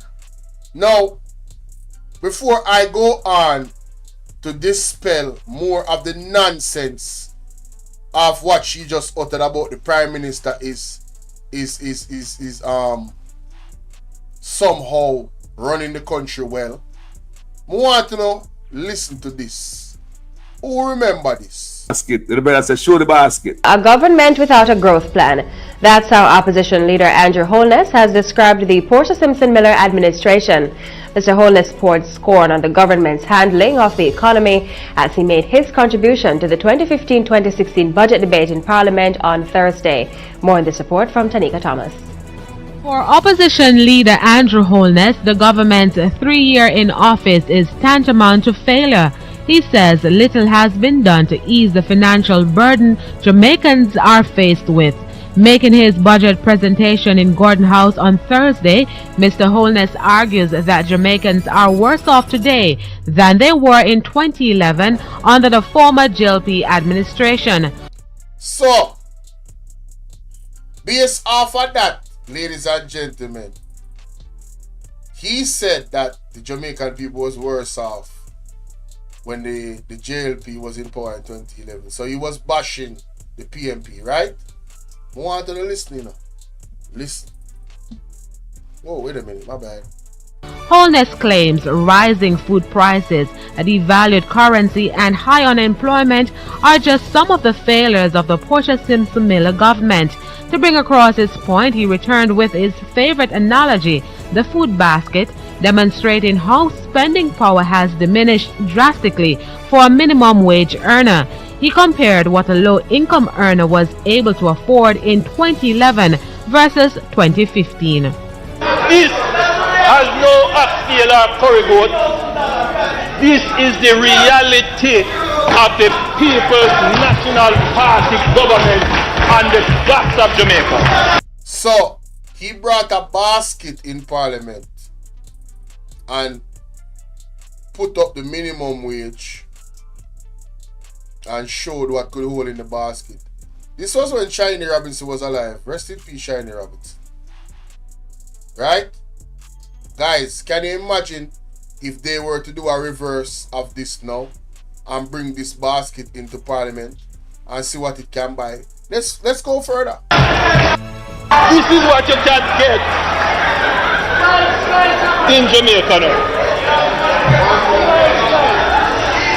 You can still get that tin. You get one tin of sardine. You can only get one tin of mackerel. This is the best demonstration. So what he's holding up there is a bag of oil, you know. So them sell the oil in the bag. I don't know if that happened in America. American people, I don't know. But, ladies and gentlemen, do you know that they're selling toothpaste now? Like a squeeze of toothpaste, they're selling quarter a soap. I don't talk about soap wash clothes. That's our whole another ball game. I talk about soap for bathe with. They're selling quarter soap, cutting the soap in quarter and selling it now. Right? So imagine if that's where we were when he's saying that. Imagine where we are now after 10 years of his government. But Dana right, Miss Dana, whatever she want to name, want to convince us that he's doing a phenomenal job. Of where the country has gone under the PhD. Mr. Holness contends that a JLP government would do better at managing the economy. Wow. He says if the economy does not grow at a sustainable rate of at least 5%, then the IMF stipulations will become unbearable for nationals. No, even that 5% that he promised of growth, that was a failure as well. People. It was a failure. Party government will be given a job letter. That job letter has a timeline of 2 years and 6 months with key performance targets which are agreed upon by the cabinet, focused on two things: economic growth and job creation. Everything that they do must lead towards economic growth and job creation. Failure to... Have you guys seen economic growth in Jamaica? Isn't the economy declining? Man, listen, you can't make this up, boy. But let's continue and listen to I could say more. It's ridiculous how much more I could say. But let's listen to this lady. As I started this post-cabinet press briefing, I spoke about our unemployment rate at record low. When we got... No, ladies and gentlemen, them utter so much lies. You see this unemployment rate them a boast about? I want to put this in context matters, you know. The unemployment or employment, I would say standard is that if you're working an hour a week, it means that you're employed. Now that basket that I just showed, a person working an hour a week, ladies and gentlemen, that is considered employment. That's why the employment rate is so low. What can they buy? Can they buy the basket? Working an hour a week? I don't think they can even afford the basket. The basket that the goods were in, that it was in the parliament with a while ago. We cannot afford the basket with some of the employment standards that they consider to be employment here in Jamaica. We could not. We could not. To 5%, I thought it was record, and we weren't going to go any lower. Then we went to 4%. Then we went to 3%, 3.6% unemployment. That is unheard of in Jamaica. And all of these things that we've seen where we are lauded around the world for, especially in terms of our economy, that was all... What economy? The economy is dying. We don't produce anything. Every time I hear them say the economy, it triggers the hell out of me.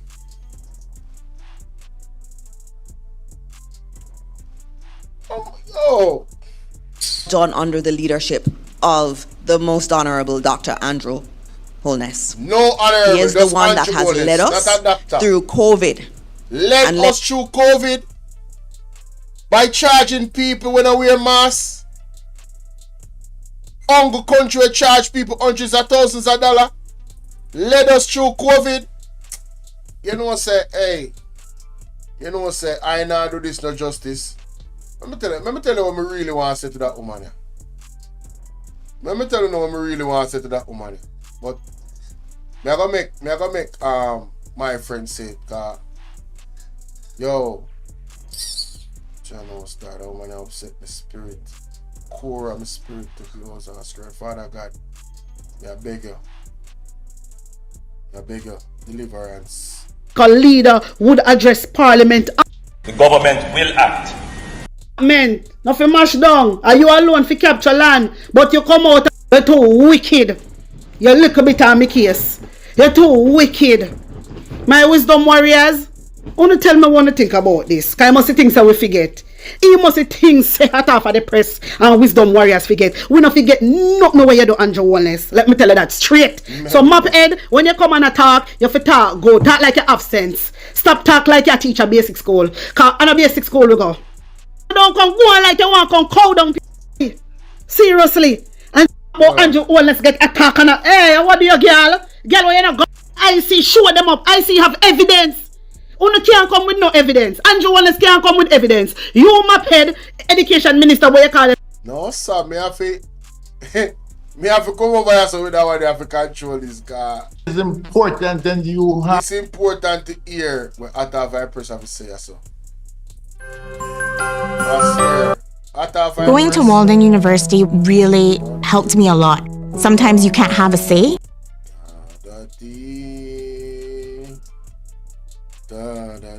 People, me forget off the stream here. Remember, say them a block me me streaming from what there, so me forget off the stream. Wanna bear with me.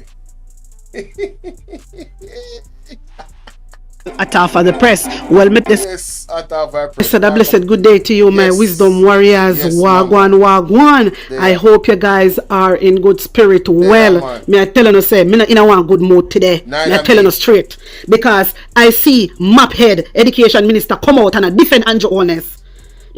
These people choose party over Jamaican people. Yeah, they're right way. These people choose party. They are so die-hearted. They don't care about the Jamaican people. Not at all. Andrew Wallace is milking Jamaica dry. Andrew Wallace is enriching himself. Come on. And I see show them up. I see have evidence.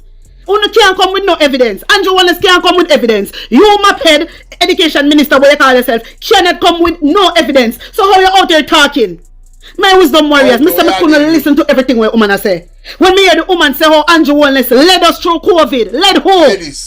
Led who through COVID? Hello? Jamaican people, you know how Andrew Wallace usually takes it from poor people. Andrew Wallace say we go corner shop and buy chicken parts and make people that get COVID. You remember? Who remember? You remember on the out here? Who remember when he said at the them do aid the government and Andrew Wallace blame everything from poor people, you know? Who remember that? The people at the corner shop and them are spread C19. Because I not even want to say that word because I don't think they will trigger certain things on YouTube. Who remember? Powder and pet Andrew Wallace. Who know out here a powder and pamper Andrew Wallace. But you know easy, Jamaica. I want really a one. What is not easy? Me say when me hear Maphead come out and talk about Andrew Wallace, led us. Led who? Led who? Wait there. You know say how scamming the pan rise. And that's the only thing Andrew Wallace led in Jamaica. Scamming. Because him are the number one scammer in Jamaica. You know go on like say $1 trillion a baby feeding. I saw no make you look. And you know ministers, you know Jamaica Labour Party ministers, you know worthless. You know not care about the people of Jamaica. Me tired of you know. And you know if you come down now. The whole of you know if you come down now.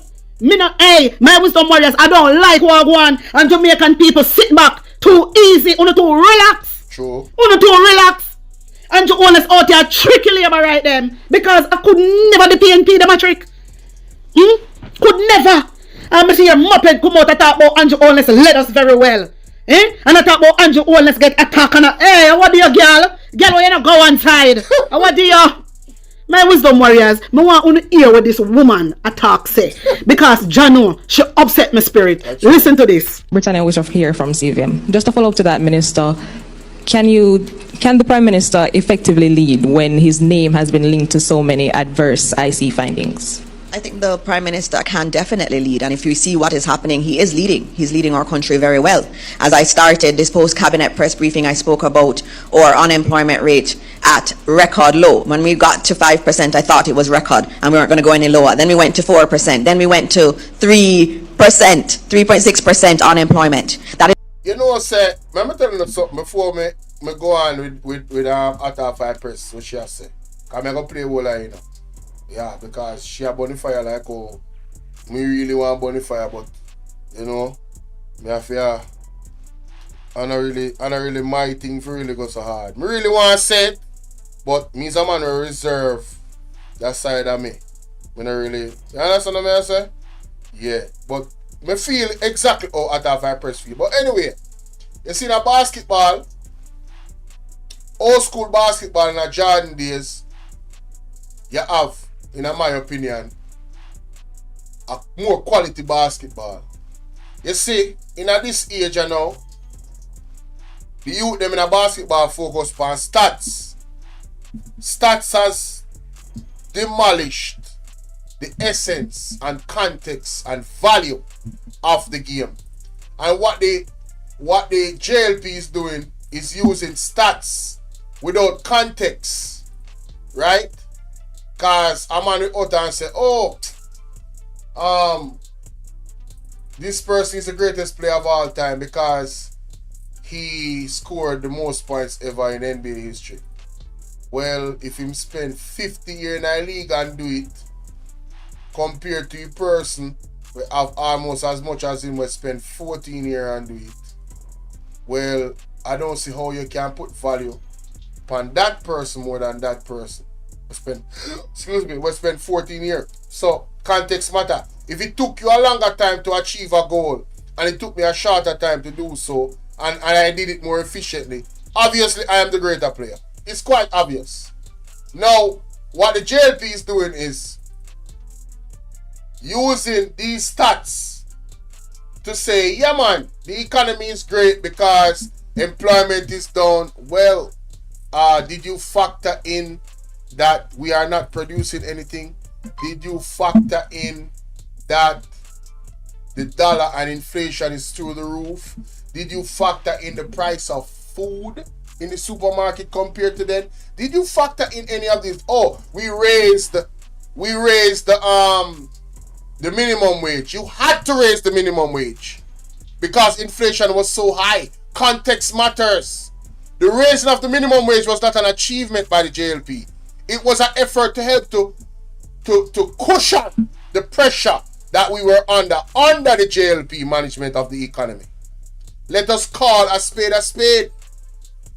Right now, even the guys in the tourism industry is erupting in protests. I was talking to a girl the other day, and she said that their hotel gave them was it $3,000 more upon their money or $4,000 more upon their money, just to prevent them from going with the wave of protesting, because them don't want the cameras upon them hotel and them brand. And I'm talking to the people of Jamaica, my hotel worker them. You hold on for protest one time. Every hotel worker all across Jamaica for protest one time. 1 full week of protests. And I guarantee you, all of your demands will be met expeditiously. 1 week, 2 week, 1 month of protests, whatever it takes for real change. May I tell you, anything you want to demand, you're not going to get. Because you see, there's going to come a time, you know. They are not equipped yet to do so, but this is what they're working on. I'm guaranteeing you this. There's going to become a time when in Jamaica, it's happening in other places of the world, where the robots are going to be the bartenders. The robots are going to be the waiters. The robots are going to be the person, the pool attendant. Yeah, the robot is going to be the person that checks you in. There will be no need for human beings anymore. So, right now, like how you have value and use, stop allowing them to diminish your value and pay you what they feel like. All I only need for protest one time. Every single hotel worker all around Jamaica should protest one time. Just like how them can lock down the world, only can lock down Jamaica tourism. Yeah, that's all I want to do, in my opinion. I'm just saying. But let's continue with Atta Vice Press. Is unheard of in Jamaica. And my wisdom warriors, all of this what she has said is a lie. All of this what she has said is a lie. Is a blatant lie she tell to the Jamaican people about trip. Uno too lie, man, and wicked. Uno too lie. Seriously. And she's out here talking about Andrew Holness led. Led what? Well, Andrew Holness led very well. Look on the crime and violence, girl. Look on the crime and violence. And you talk about lead? Lead which part? Where? How? What you talk about? Look how much mass shooting are going in Jamaica, Paul Island. And you talk about Andrew Holness a lead country, which very well, girl. Don't make me get dark on you, brother. All your mop head, don't make me get dark on you, John Noah, can come like on no sense. No, me know say uno hate Jamaican people. Uno hate uno own. Uno don't want to see uno people uplift. Uno don't want to see uno people uplift, man. John Noah, me tired of uno. My wisdom warriors hear more. All of these things that we've seen where we are lauded around the world for, especially in terms of our economy, that was all done under the leadership of the most honorable Dr. Andrew. You know, I just remember something. A Portia seems to set the thing for Andrew Holness now, with the economy, and them a benefit from it. I know them tear it down, But let's continue. Holness. He is the one that has led us through COVID and led us beautifully through COVID. He is the one. How Andrew Holness will lead us beautifully when so many people die, so many teachers die. You know, so uno forget run out of Jamaica. Uno know say run with a run on the way. Uno know that though. We didn't even have oxygen. What not talk about? Oh God! How are you, girl? You think so we forget? Hey, you know, say who remember say we couldn't get oxygen in some of my place them. Accident is shot. And she talk about led us beautifully through COVID. That woman a Christian for true. Hey, come like you all of them a witch night Jamaica Labour Party. How would you react to that going on? But it's not surprising to me because Pastor Peter Chambers and the apostle don't say on both sides, There are some people where think say these people are righteous and them something there. Them a wolf in a sheep clothing people. Look on them actions and look what the lady has said. We don't forget, so don't come go on like you want to come cow down people, brother. What I talk about? What kind of beautiful lead? We didn't have oxygen. Look how much nurses die. What you talk about, girl? That's why I say the people them for come out, man. That's why I want all the while for come out, Only Jamaican people who know what we go through during COVID. Don't listen to this girl. Like, what the hell? Are you being serious? Are you really being serious? How Andrew Holness will lead us beautifully? You ever hear say no country led nobody beautifully during COVID? Hey, don't make me get dark. Don't make me get darker than how me is right now. Don't make me get darker. Seriously. One that has been steering us in terms of relooking the way we do infrastructure. When we look around our country, it looks completely different. If you ask any visitor who has not been to Jamaica for a while how they feel about Jamaica when they come here, they say it looks like a very different place, and it is a good thing. And that has been led. You know, so I'm going to start call some of my foreign friend them will come regular, even my family them. I want to ask them about that. That's something what she just say a while ago. You know, want to hear from an unbiased perspective. Yeah. All of that has been led by our Prime Minister. And so this is an individual who has given his life to really supporting Jamaica in our dream of becoming a country that is seen as meeting its potential. Them still a dream. Them still a dream, What dream are you talking about? Moped, what dream are you talking about? Them still a dream. Because everybody are dead left, right and center. Crime is high. What are you talking about? Yeah, listen to yourself, girl. Hey, you know some if run them from out of Jamaica. You know say lift them lift up from out of House of Parliament. You know that? And Andrew Holness, I think we forget when we go mash down the people them house. Thank you. According to sources, my wisdom warriors, development as newsmaker of the week just ended is the demolition of approximately numerous houses that were being built on lands reportedly captured and sold by unauthorized persons in Clifton, located in the Greater Bernard Lodge development area in St. Catherine. Remember this? All right. The demolition of the houses ordered by Prime Minister Andrew Holness created a firestorm with numerous persons verbally attacking the government for the move, while others agree that it is time the authorities take a stand on the illegal capturing of land to build squatter settlement. When say what go on, and the same thing Andrew Holness do. So Andrew Holness house need to mash down him apartment or whatever they want to call it. He need to mash down. You now go mash down the people them house. Yeah, and then you come back and do the same thing, Andrew Honest, with them do yesterday then capture land. You come and capture land. So for your house for mash down too. Your apartment for mash down too. Wait, Nobody no partial in this, you know. Nobody no partial in this, Andrew Honest. You understand? My wisdom warriors, hear more. On the day of the destruction of the houses, homeowners were left in tears, looking on helplessly as men on tractors work to demolish the structures. One woman in a viral video wept openly as she explained that she had paid a man 800,000 for her plot of land. As the sitting of the House of Representatives drew to close on Wednesday, it was announced that Prime Minister Andrew Holness would make a statement, leaving many to pontificate on the subject matter of such importance that the nation's political leader would address Parliament on. Andrew ordered the demolition of homes for being in breach, but yet Andrew Holness come and do the same thing. So Andrew house need for demolish too. You know hear what I say? Andrew Holness house need for demolish too. Yeah. It need for demolish too. In apartment or whatever what they want to call it. Yes. Wanna treat the citizen like shit. And Andrew Holness out here doing all these things. And nobody say nothing about it. Yet you have Muppet come out and defend Andrew Holness. And the same thing Andrew Holness do. What the people them did do. Capture land. And it Andrew Holness do. Capture land. Wanna think so we are idiot? Wanna think so we are fool?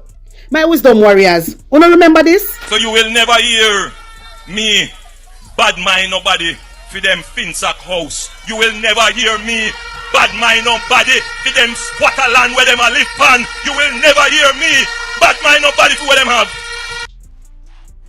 Madam Speaker, tomorrow the government will act to demolish those structures. You see how the Labour right them wicked. They say Andrew Holness wicked. The people them capture the land there.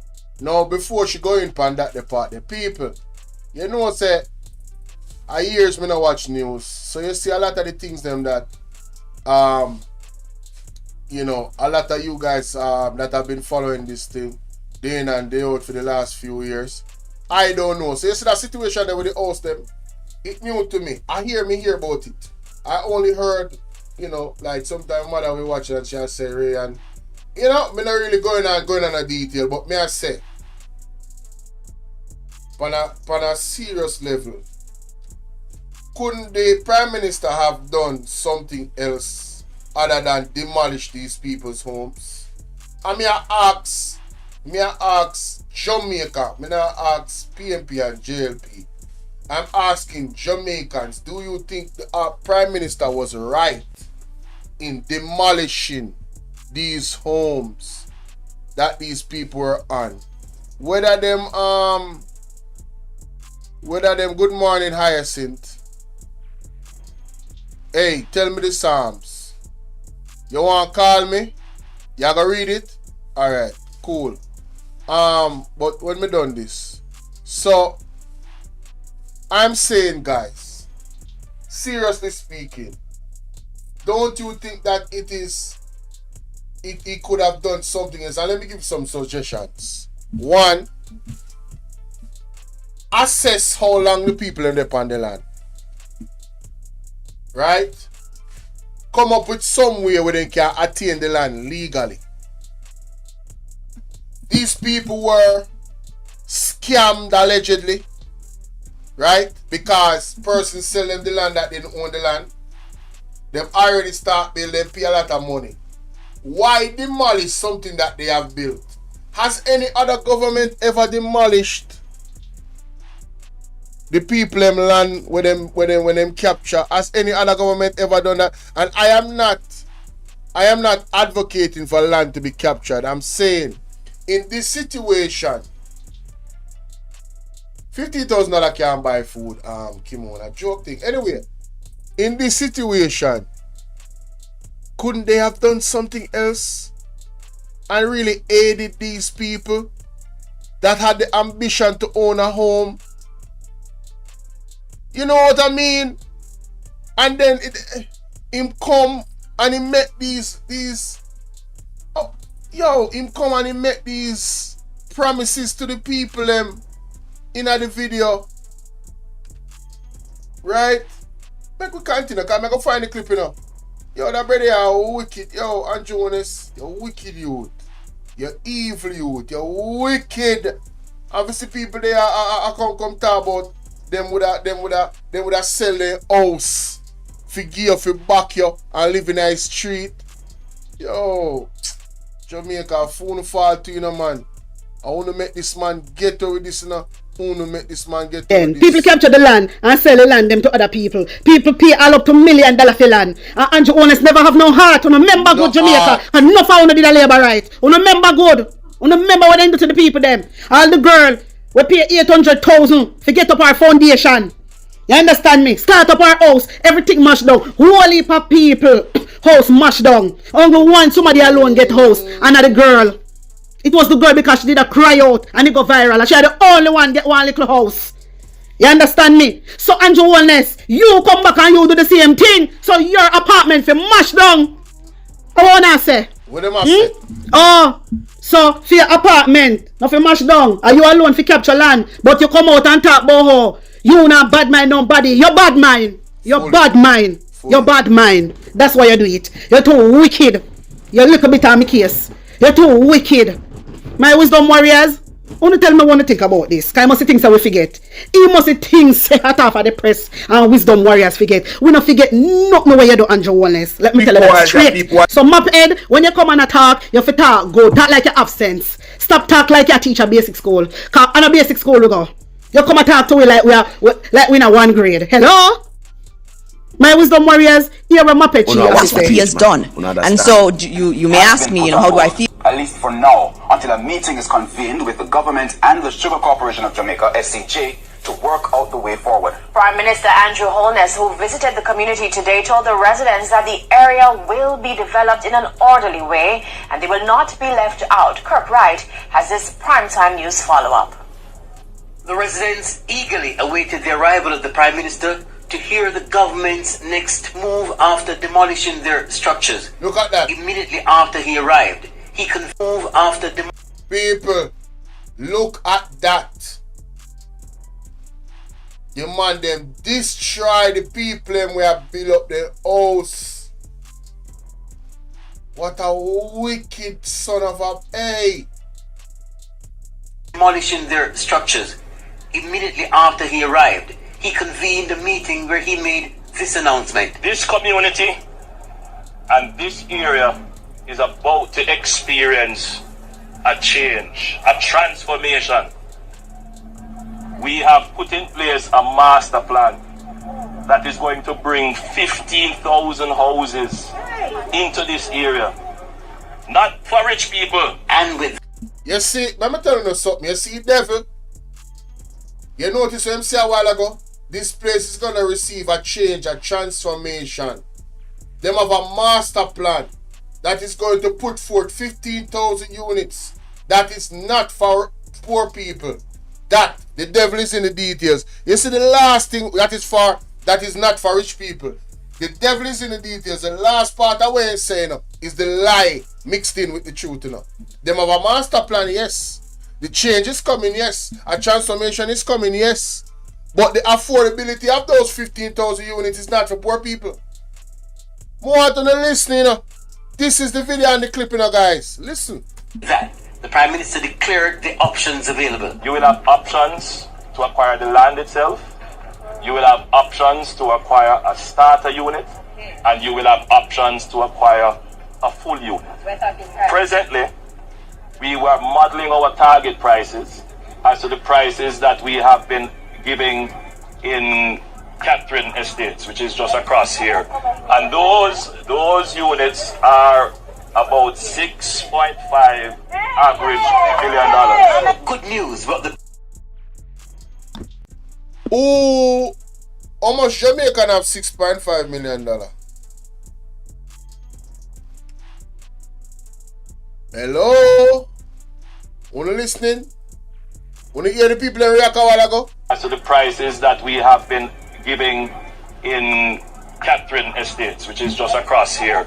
And those units are about $6.5 average $1 million. Good news, but the price point sparked questions of doubt about affordability.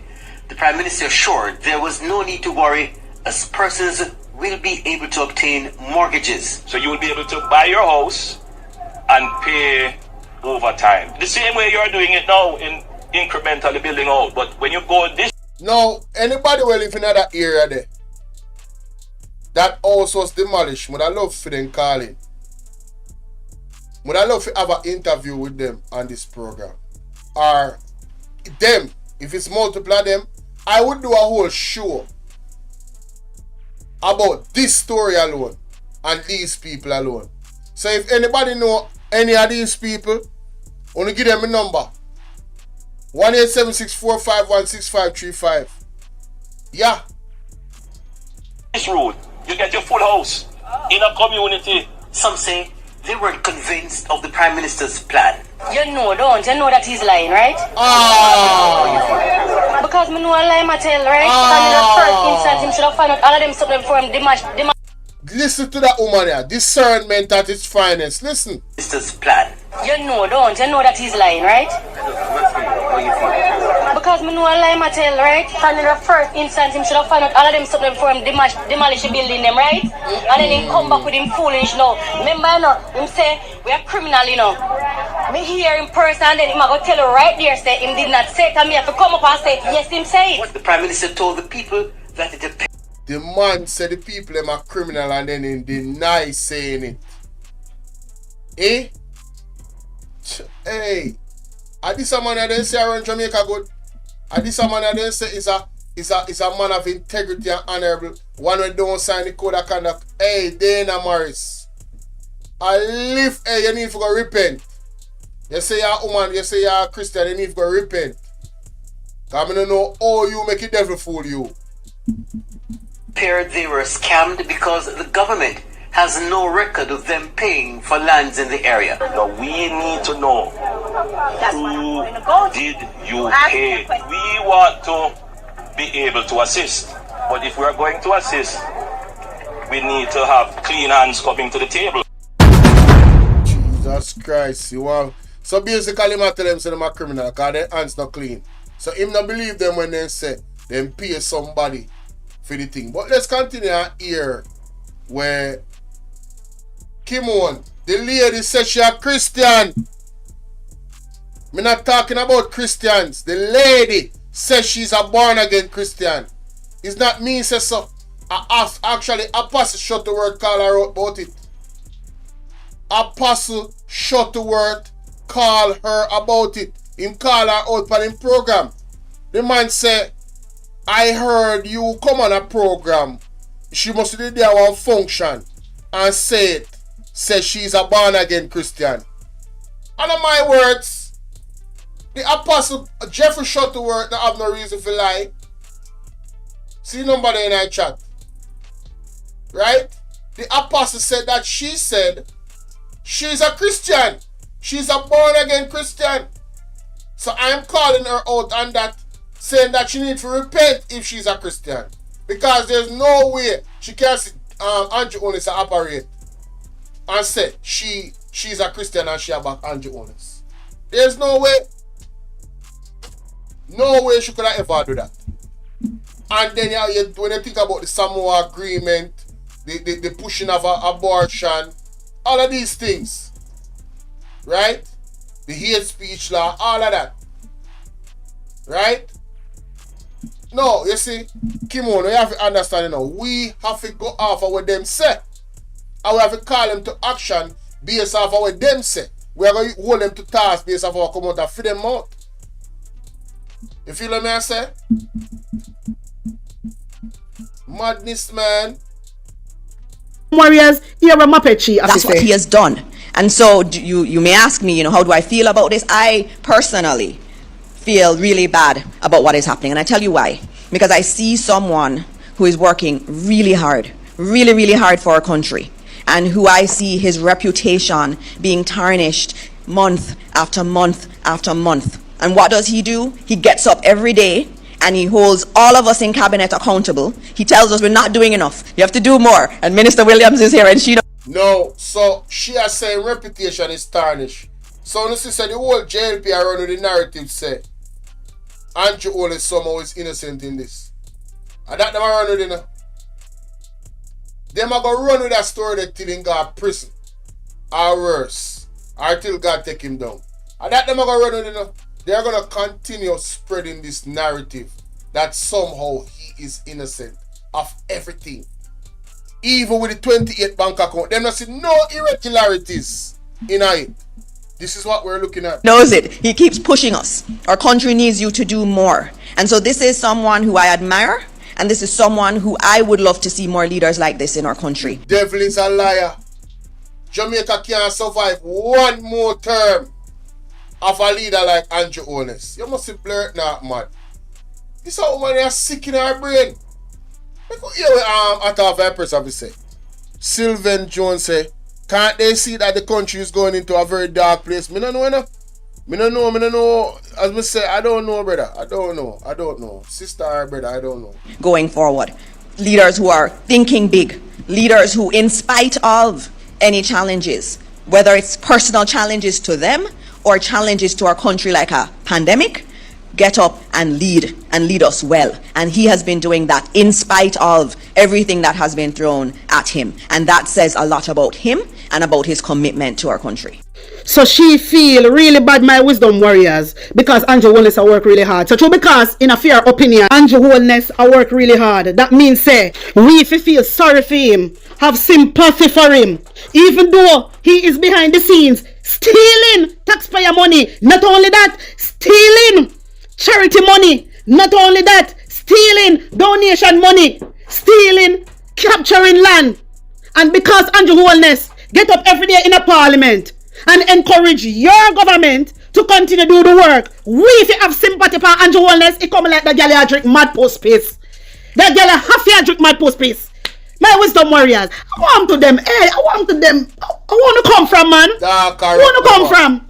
So true, Andrew Holness get up according to Uno and encourage Uno to work hard and this and that, and then get up every day and then name a tarnish. Why is his name tarnishing? Exactly. Why him name a tarnish? Uno no know because he is stealing. Exactly. So Uno want now we not to talk about it. We overlook it because he is leading the country. Girl, you better go catch your body on a thump. Cause you not have no sense. You not have no sense.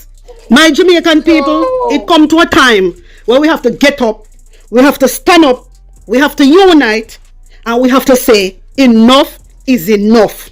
Enough is enough. How much can we take? True, man. How much can we take? You understand? Are we going to allow all of this to continue? No, we can't. So not because Andrew Holness stand up and lead according to Mophead and come in a cabinet and encourage Dick Tom and Harry, we overlook the situation. We cannot do that, darling. Sorry. That means that you don't care about the Jamaican people. You don't care. You only pretend like you care, Mophead. But really and truly, none of you don't give a shit. None of you don't care. And the Labour right them, you need to act like you have sense, you know. The Labour right supporters them, you need to act like you have sense, brother. You don't say what go on. And them out here a lie. I see you have evidence. I see you have pictures. My wisdom warriors, I see you not tell no lie. Them have pictures. Jesus mercy. People, this have a screenshot. Cause I need a picture of myself. Me have a screenshot this. Big up at our Vipers for the evidence. Should I just link her see me and get it in about? Yeah, we have a she busy. Well, I was busy. Let me screenshot that picture. Oh, it in a report. Let me see which page. Let me see which page this people. Page 59. Alright. Page 59. I got page 59 right now. Yeah. Page 59 it is. See, Andrew, you're terrible. You're terrible. My wisdom warriors, wanna tell me what you think about this and put an honest opinion in the comment section. Like up the video, share it out, and subscribe to my channel. And if you're new to my channel, welcome. My people, may have a second channel. It is called PNP News Round. I want to run go over there. May I talk to my loyal wisdom warriors. Well, they are with me from day one, and I'll run go over there. People, Make me show you this. Yeah. The lady said them are defame Andrew Honest name. Well, look at this. Look at that. This is the appendices for the visit to the demolition of concrete partition with laundry room split. See it? Right there on your screen. So, the man have evidence say the walls them there they put instead of it being 2 bedrooms, see they steal and everything. I demolish them, I demolish it. Cause it's not supposed to be there, it's against the law, innit? Right? Boom. See it there? I'm gonna show you what I go on. Additional concrete wall on ground floor with electricity, painting and tiling works ongoing. I'm gonna show you say them a change up the thing from what it should be. See the next wall here? Electrical things are run through this already, you know. Demolishing again. Wall are demolished, not supposed to be there. See it there again? Concrete wall in area labeled balcony on first floor. The man I show you all the evidence, brother. Watch that. Ground floor with plumbing work ongoing.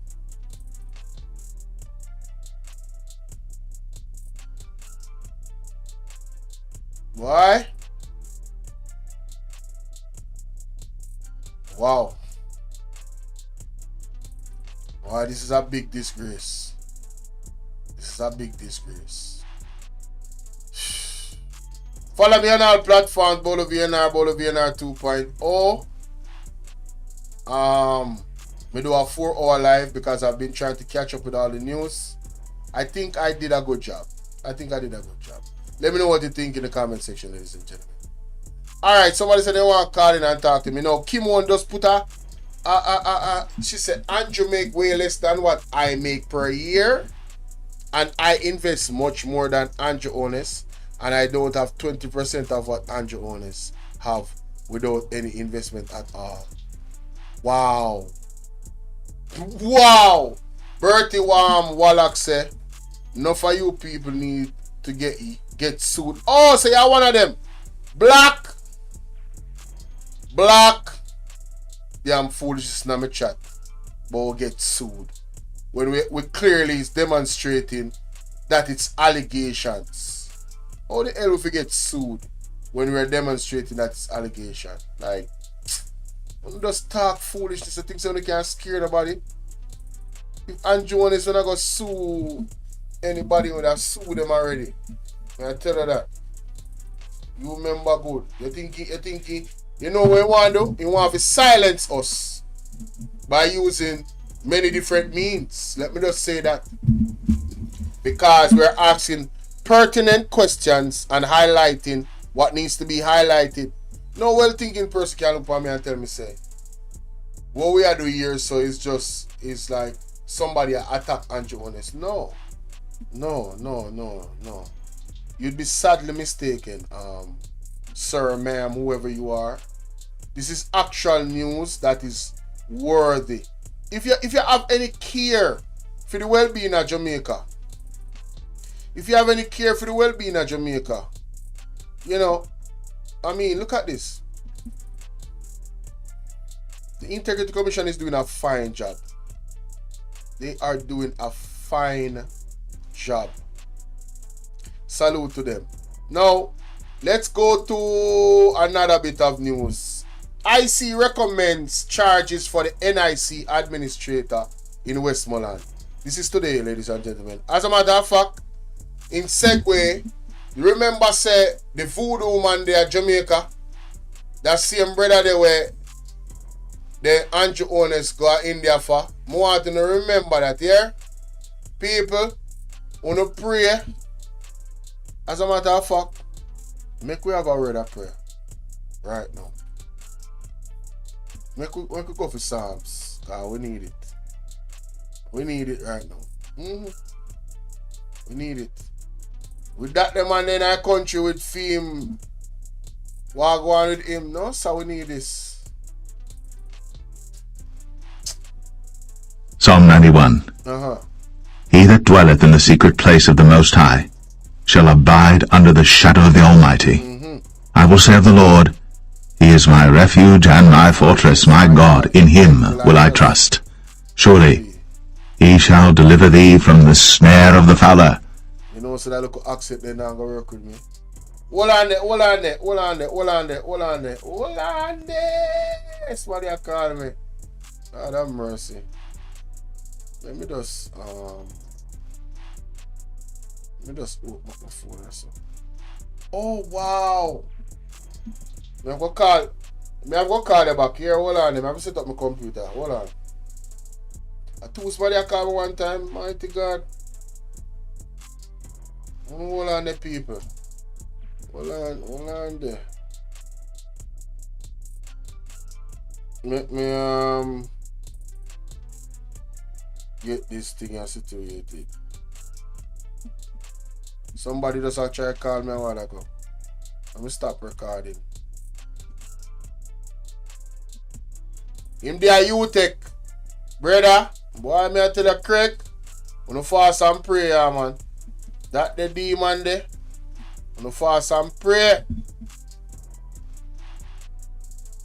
Hey, that a one good question. Where is the money that them charge people in a COVID? Where that money there? Damn good. Hey, me like when people they sharp in my hey, wanna sharp it up? Oh no sharp. Where is the money, guys? Where's the money? That money where they charge people in a COVID. Where the money there? I'm soon calling the back, people. I see two person call me a while ago. I'm soon calling the back. Yeah. Jeez and peace. The person call me again. I'm soon call them back. I forget this on the computer before I can call them back. That me have to do.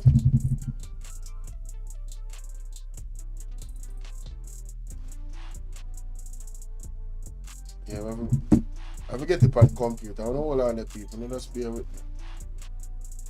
Alright, this person, two person called me a while ago. I'm gonna call this person first. So going so. Headphones. You can hear them.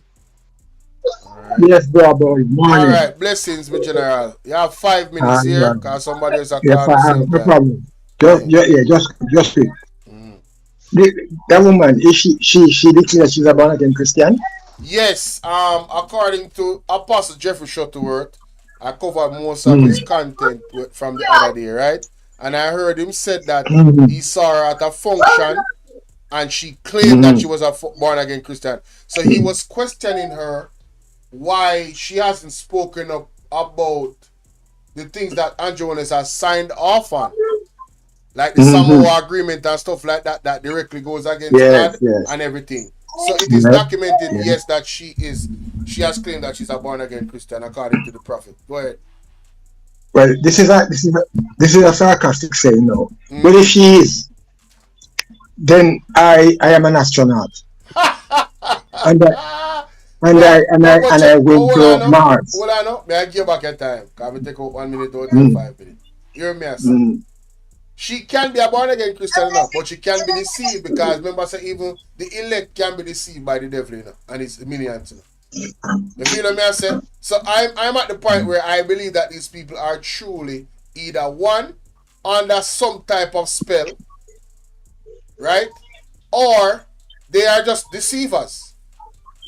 But go ahead. Well, let us put it, deceivers, because the Holy Spirit will direct you.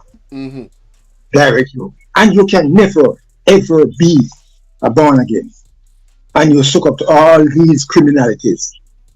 You can never ever, and I repeat my mantra: if she is, I'm an astronaut, and I went to Jupiter. Yes, man, I went to Jupiter. Yeah, she was talking. Oh my God. No, this government, you know, the new name is a scandal or corruption, and they are too. Every day is a different ball game. So, brother, and I want to ask the government, the opposition a question. You you can answer me too.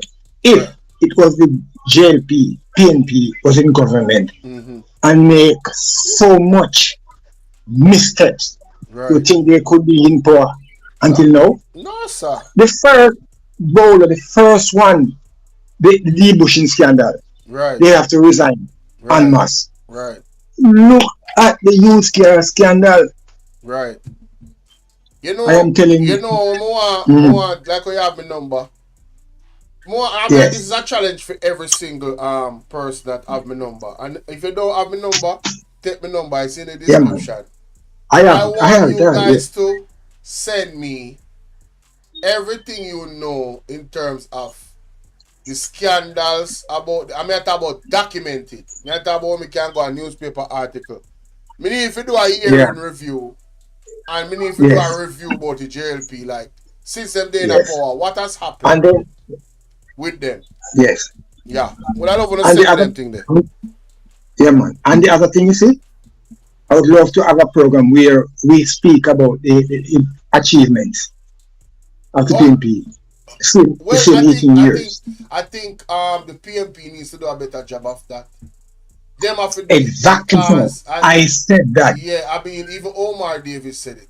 They need to do a better job because what they are doing is like the JLP is changing the narrative by using their power in the media space because they have a very powerful media machine. You know. You have a whole heap of different JLP vloggers that are being paid to go out there and just spread lies. But they are losing enough. I believe so, but I don't think they're losing fast enough. Yep, you'll be surprised to know. They are. But we need to reinforce and show them that it's not one time when they used to rule the social media. You know. Then the bad times one time, you know. But it's taking over now. It has been taken over. Bolo, listen to you all the while. Listen to you all the while. Yes, man. So we will speak again. All right, my boss. Thank you for your contribution here. And God bless you. God bless you. Yeah, man. Good. Oh. Yeah, all right. Next person I'm gonna show it now. Just call me. Here's the number. And call me 2 times. Lord have mercy.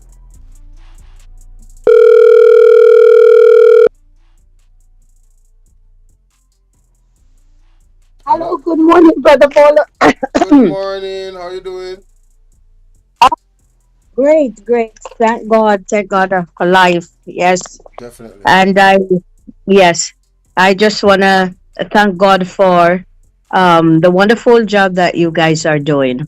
I am jumping from here to there, but this morning I was led to read this chapter. Please. And it said, and the Spirit told me to call you, to tell you ask you to let me read this chapter. Yeah, man. Yes. So this is Psalms 37.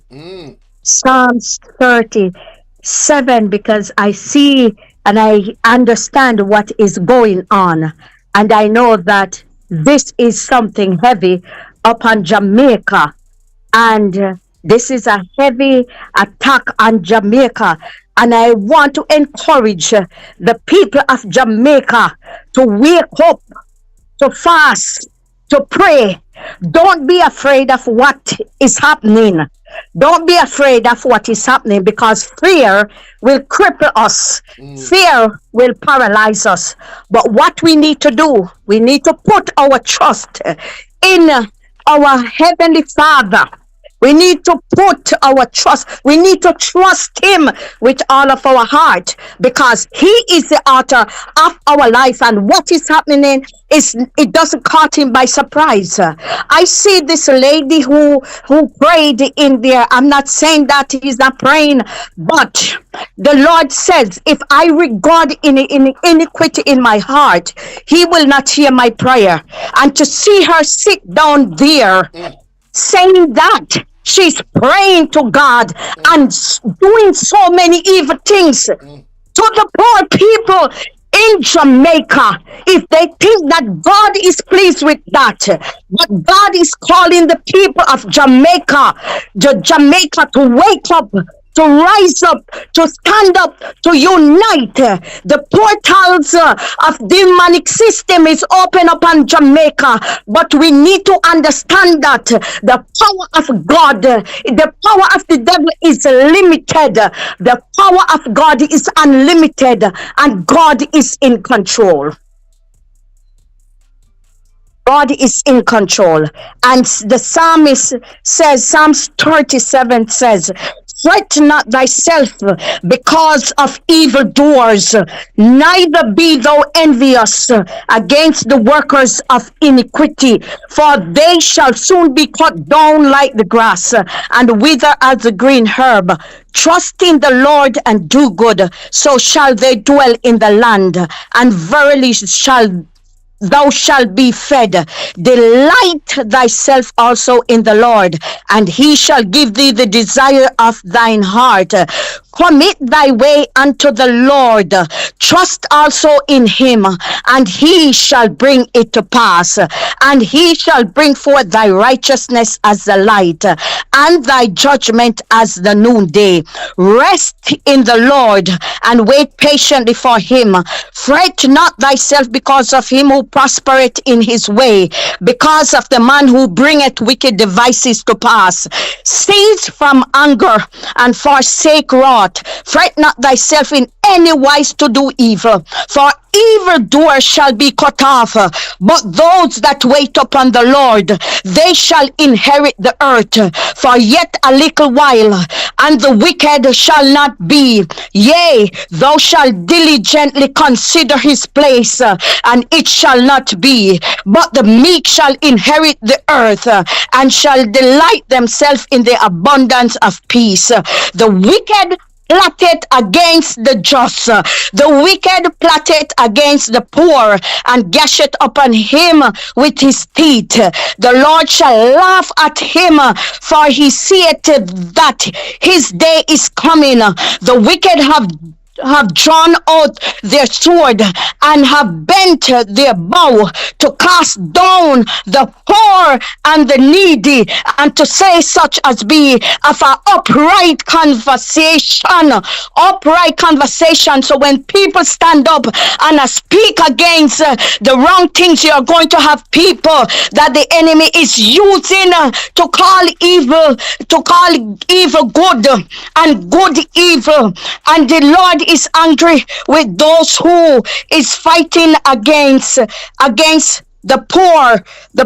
God is not happy. God is not happy. The wicked have drawn out the sword and have bent their bow to cast down the poor and needy, and to slay such as be a upright conversation. Their sword shall enter into their own heart, and their bow shall be broken. A little that a righteous man is better than the riches of many wicked, for the arms of the wicked shall be broken, but the Lord upholdeth the righteous. The Lord knoweth the days of the upright, and their inheritance shall be forever. They shall not be ashamed in the evil time, and in the days of famine they shall be satisfied. But the wicked shall perish. And the enemies of the Lord shall be as the fat of lambs. They shall consume into smoke, shall they consume away. The wicked borrow it and pay it not again, but the righteous show it mercy and give it. For such as be blessed of him shall inherit the earth, and they that be cursed of him shall be cut off. The step of a good man are ordered by the Lord, and he delighteth in his way.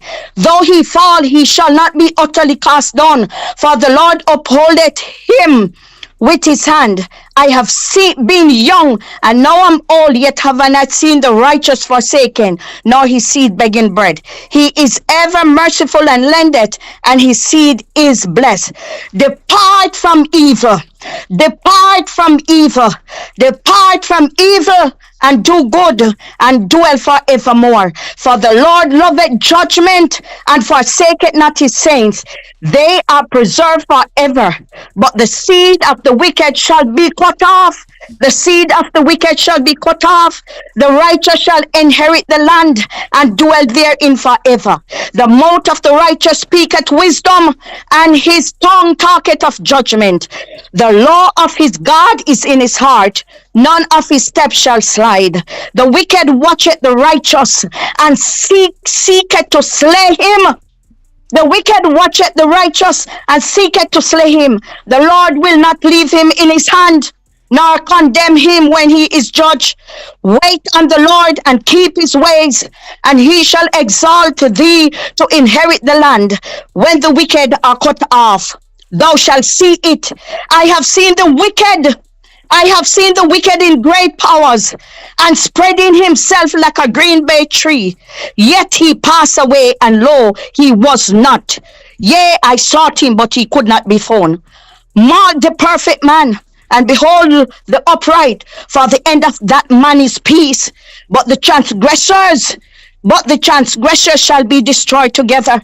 The end of the Lord shall be cut off. The end of the wicked shall be cut off. But the salvation of the righteous is of the Lord. He is their strength in the time of trouble. And the Lord shall help them. The Lord shall help us. The Lord shall help the people if in Jamaica, in this nation, and deliver them. He shall deliver us from the wicked. God shall deliver us from the wicked and save us because we trust in him. We trust in him. May the oh, brother, I thank you. I thank you so much for allowing me to read the Psalms. And I would like, I don't know if it's okay, I would like if sometimes I could come on your program just even to read the Psalms, just even to pray. I pray that the hands of God will cover you guys and protect you. And dispatch angels, legions of angels over Jamaica to fight this battle. No weapon formed against Jamaica shall prosper. It may look like it is prospering, but God, sometimes, you see, Brother Bolo, God have to turn up the heat to wake us up, to let us know what is going on. The battle is not for the swift, but to those who can endure to the end. Weeping may endure for a night, but joy shall come in the morning. I just want to say to the people in Jamaica, wake up, my brother and sister. Wake up. Turn down your plate. Fast and pray. Fast and pray. God is not pleased with what is happening in Jamaica. But let me tell you something. This is a setup. This is a big plan. This is a setup. But let me tell you something. My God is in control. He is in control. No weapon formed against us shall prosper. And every tongue, and every hands, and every sponsor, every satanic kingdom, every satanic altar that they set up in a Jamaica and connection out of the Jamaica, may they crumbled. May the mighty hand of God strike every demonic forces that is coming against the people of Jamaica. May God bless you, my brother. May God, out after the press, may God bless each and every one. I love you, my brother. Keep up the good work. We will keep in touch because I text already in the video way before. So, all right. I'll keep in touch with you. Yeah, man. All right. Thank you, sister. Yes, bye-bye. Yeah, man. You're always welcome here. Yes, thank you. All right. Bye-bye. Yes, Chenko people, we definitely needed that, We definitely needed that. And as you can see, I had all intentions to read Psalms 91. It's spiritual warfare that is going on right now. It's incredible. But as she said, it is declared by the saints, the true men and women of God, that is operating as such, that this land of Jamaica shall not be given to the beast. This land of Jamaica shall be one of the few territories that will resist the beast. And that is what I am most elated about. I don't really, if it's the Lord's will for me to travel. And it's funny. I am the person that desired, in my own desire to travel. And at this point, if it's not the Lord's will for me to travel, I just want the Lord's will to be on my life. That's it. Period.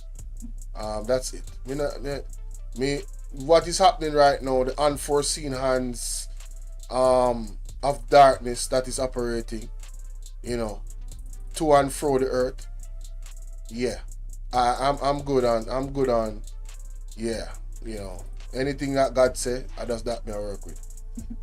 Psalms 91 says, he that dwelleth in the secret place of the Most High shall abide under the shadow of the Almighty. I will say of the Lord, he is my refuge and my fortress, my God, in him will I trust. Surely he shall deliver thee from the snare of the fowler and from the noisome pestilence. He shall cover thee with his feathers under his wings. Right? Shalt thou trust? His truth shall be thy shield and buckler. Thou shalt not be afraid. Thou shalt not be afraid. Thou shalt not be afraid. Fear, ladies and gentlemen, like the lady just said a while ago, don't let that come into your heart. Thou shalt not be afraid for the terror by night, nor the arrow that flieth by day, nor the pestilence that walketh in darkness, nor the destruction that walketh at noonday. 1,000 shall fall at thy side, and 10,000 at thy right hand, but it shall not come nigh thee. Only with thine eyes shalt thou behold and see the reward of the wicked, because thou hast made the Lord, which is my refuge, even the Most High, thy habitation. There shall no evil befall thee, neither shall any plague come nigh thy dwelling. For he shall give his angels charge over thee, to keep thee in all thy ways. They shall bear thee up in their hands, lest thou dash thy foot against a stone. Thou shalt tread upon the lion and adder, the young lion and the dragon shalt thou trample under feet. Because he hath set his love upon me, therefore will I deliver him. I will set him on high, because he hath known my name. He shall call upon me, and I will answer. I will be with him in trouble. I will deliver him and honor him. With long life will I satisfy him and show him my salvation. This is the word of the Lord. Thanks be to God.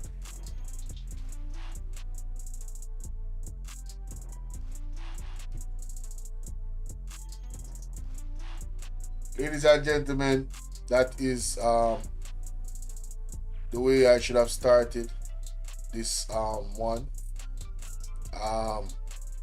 Yeah. But the best way to end it, I want to thank 2 callers that called in. I want to thank everybody that came through, gave a view, however long they were here. Thank you guys so much. Thank the people that hit the like button. Thank the people that typed in the chat and interacted.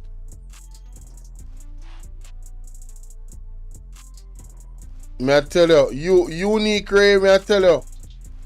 But Kimon, would I love you call me, Cause I just explained something a while ago. Why may I tell you make more money than Andrew and say you have the same asset them like him.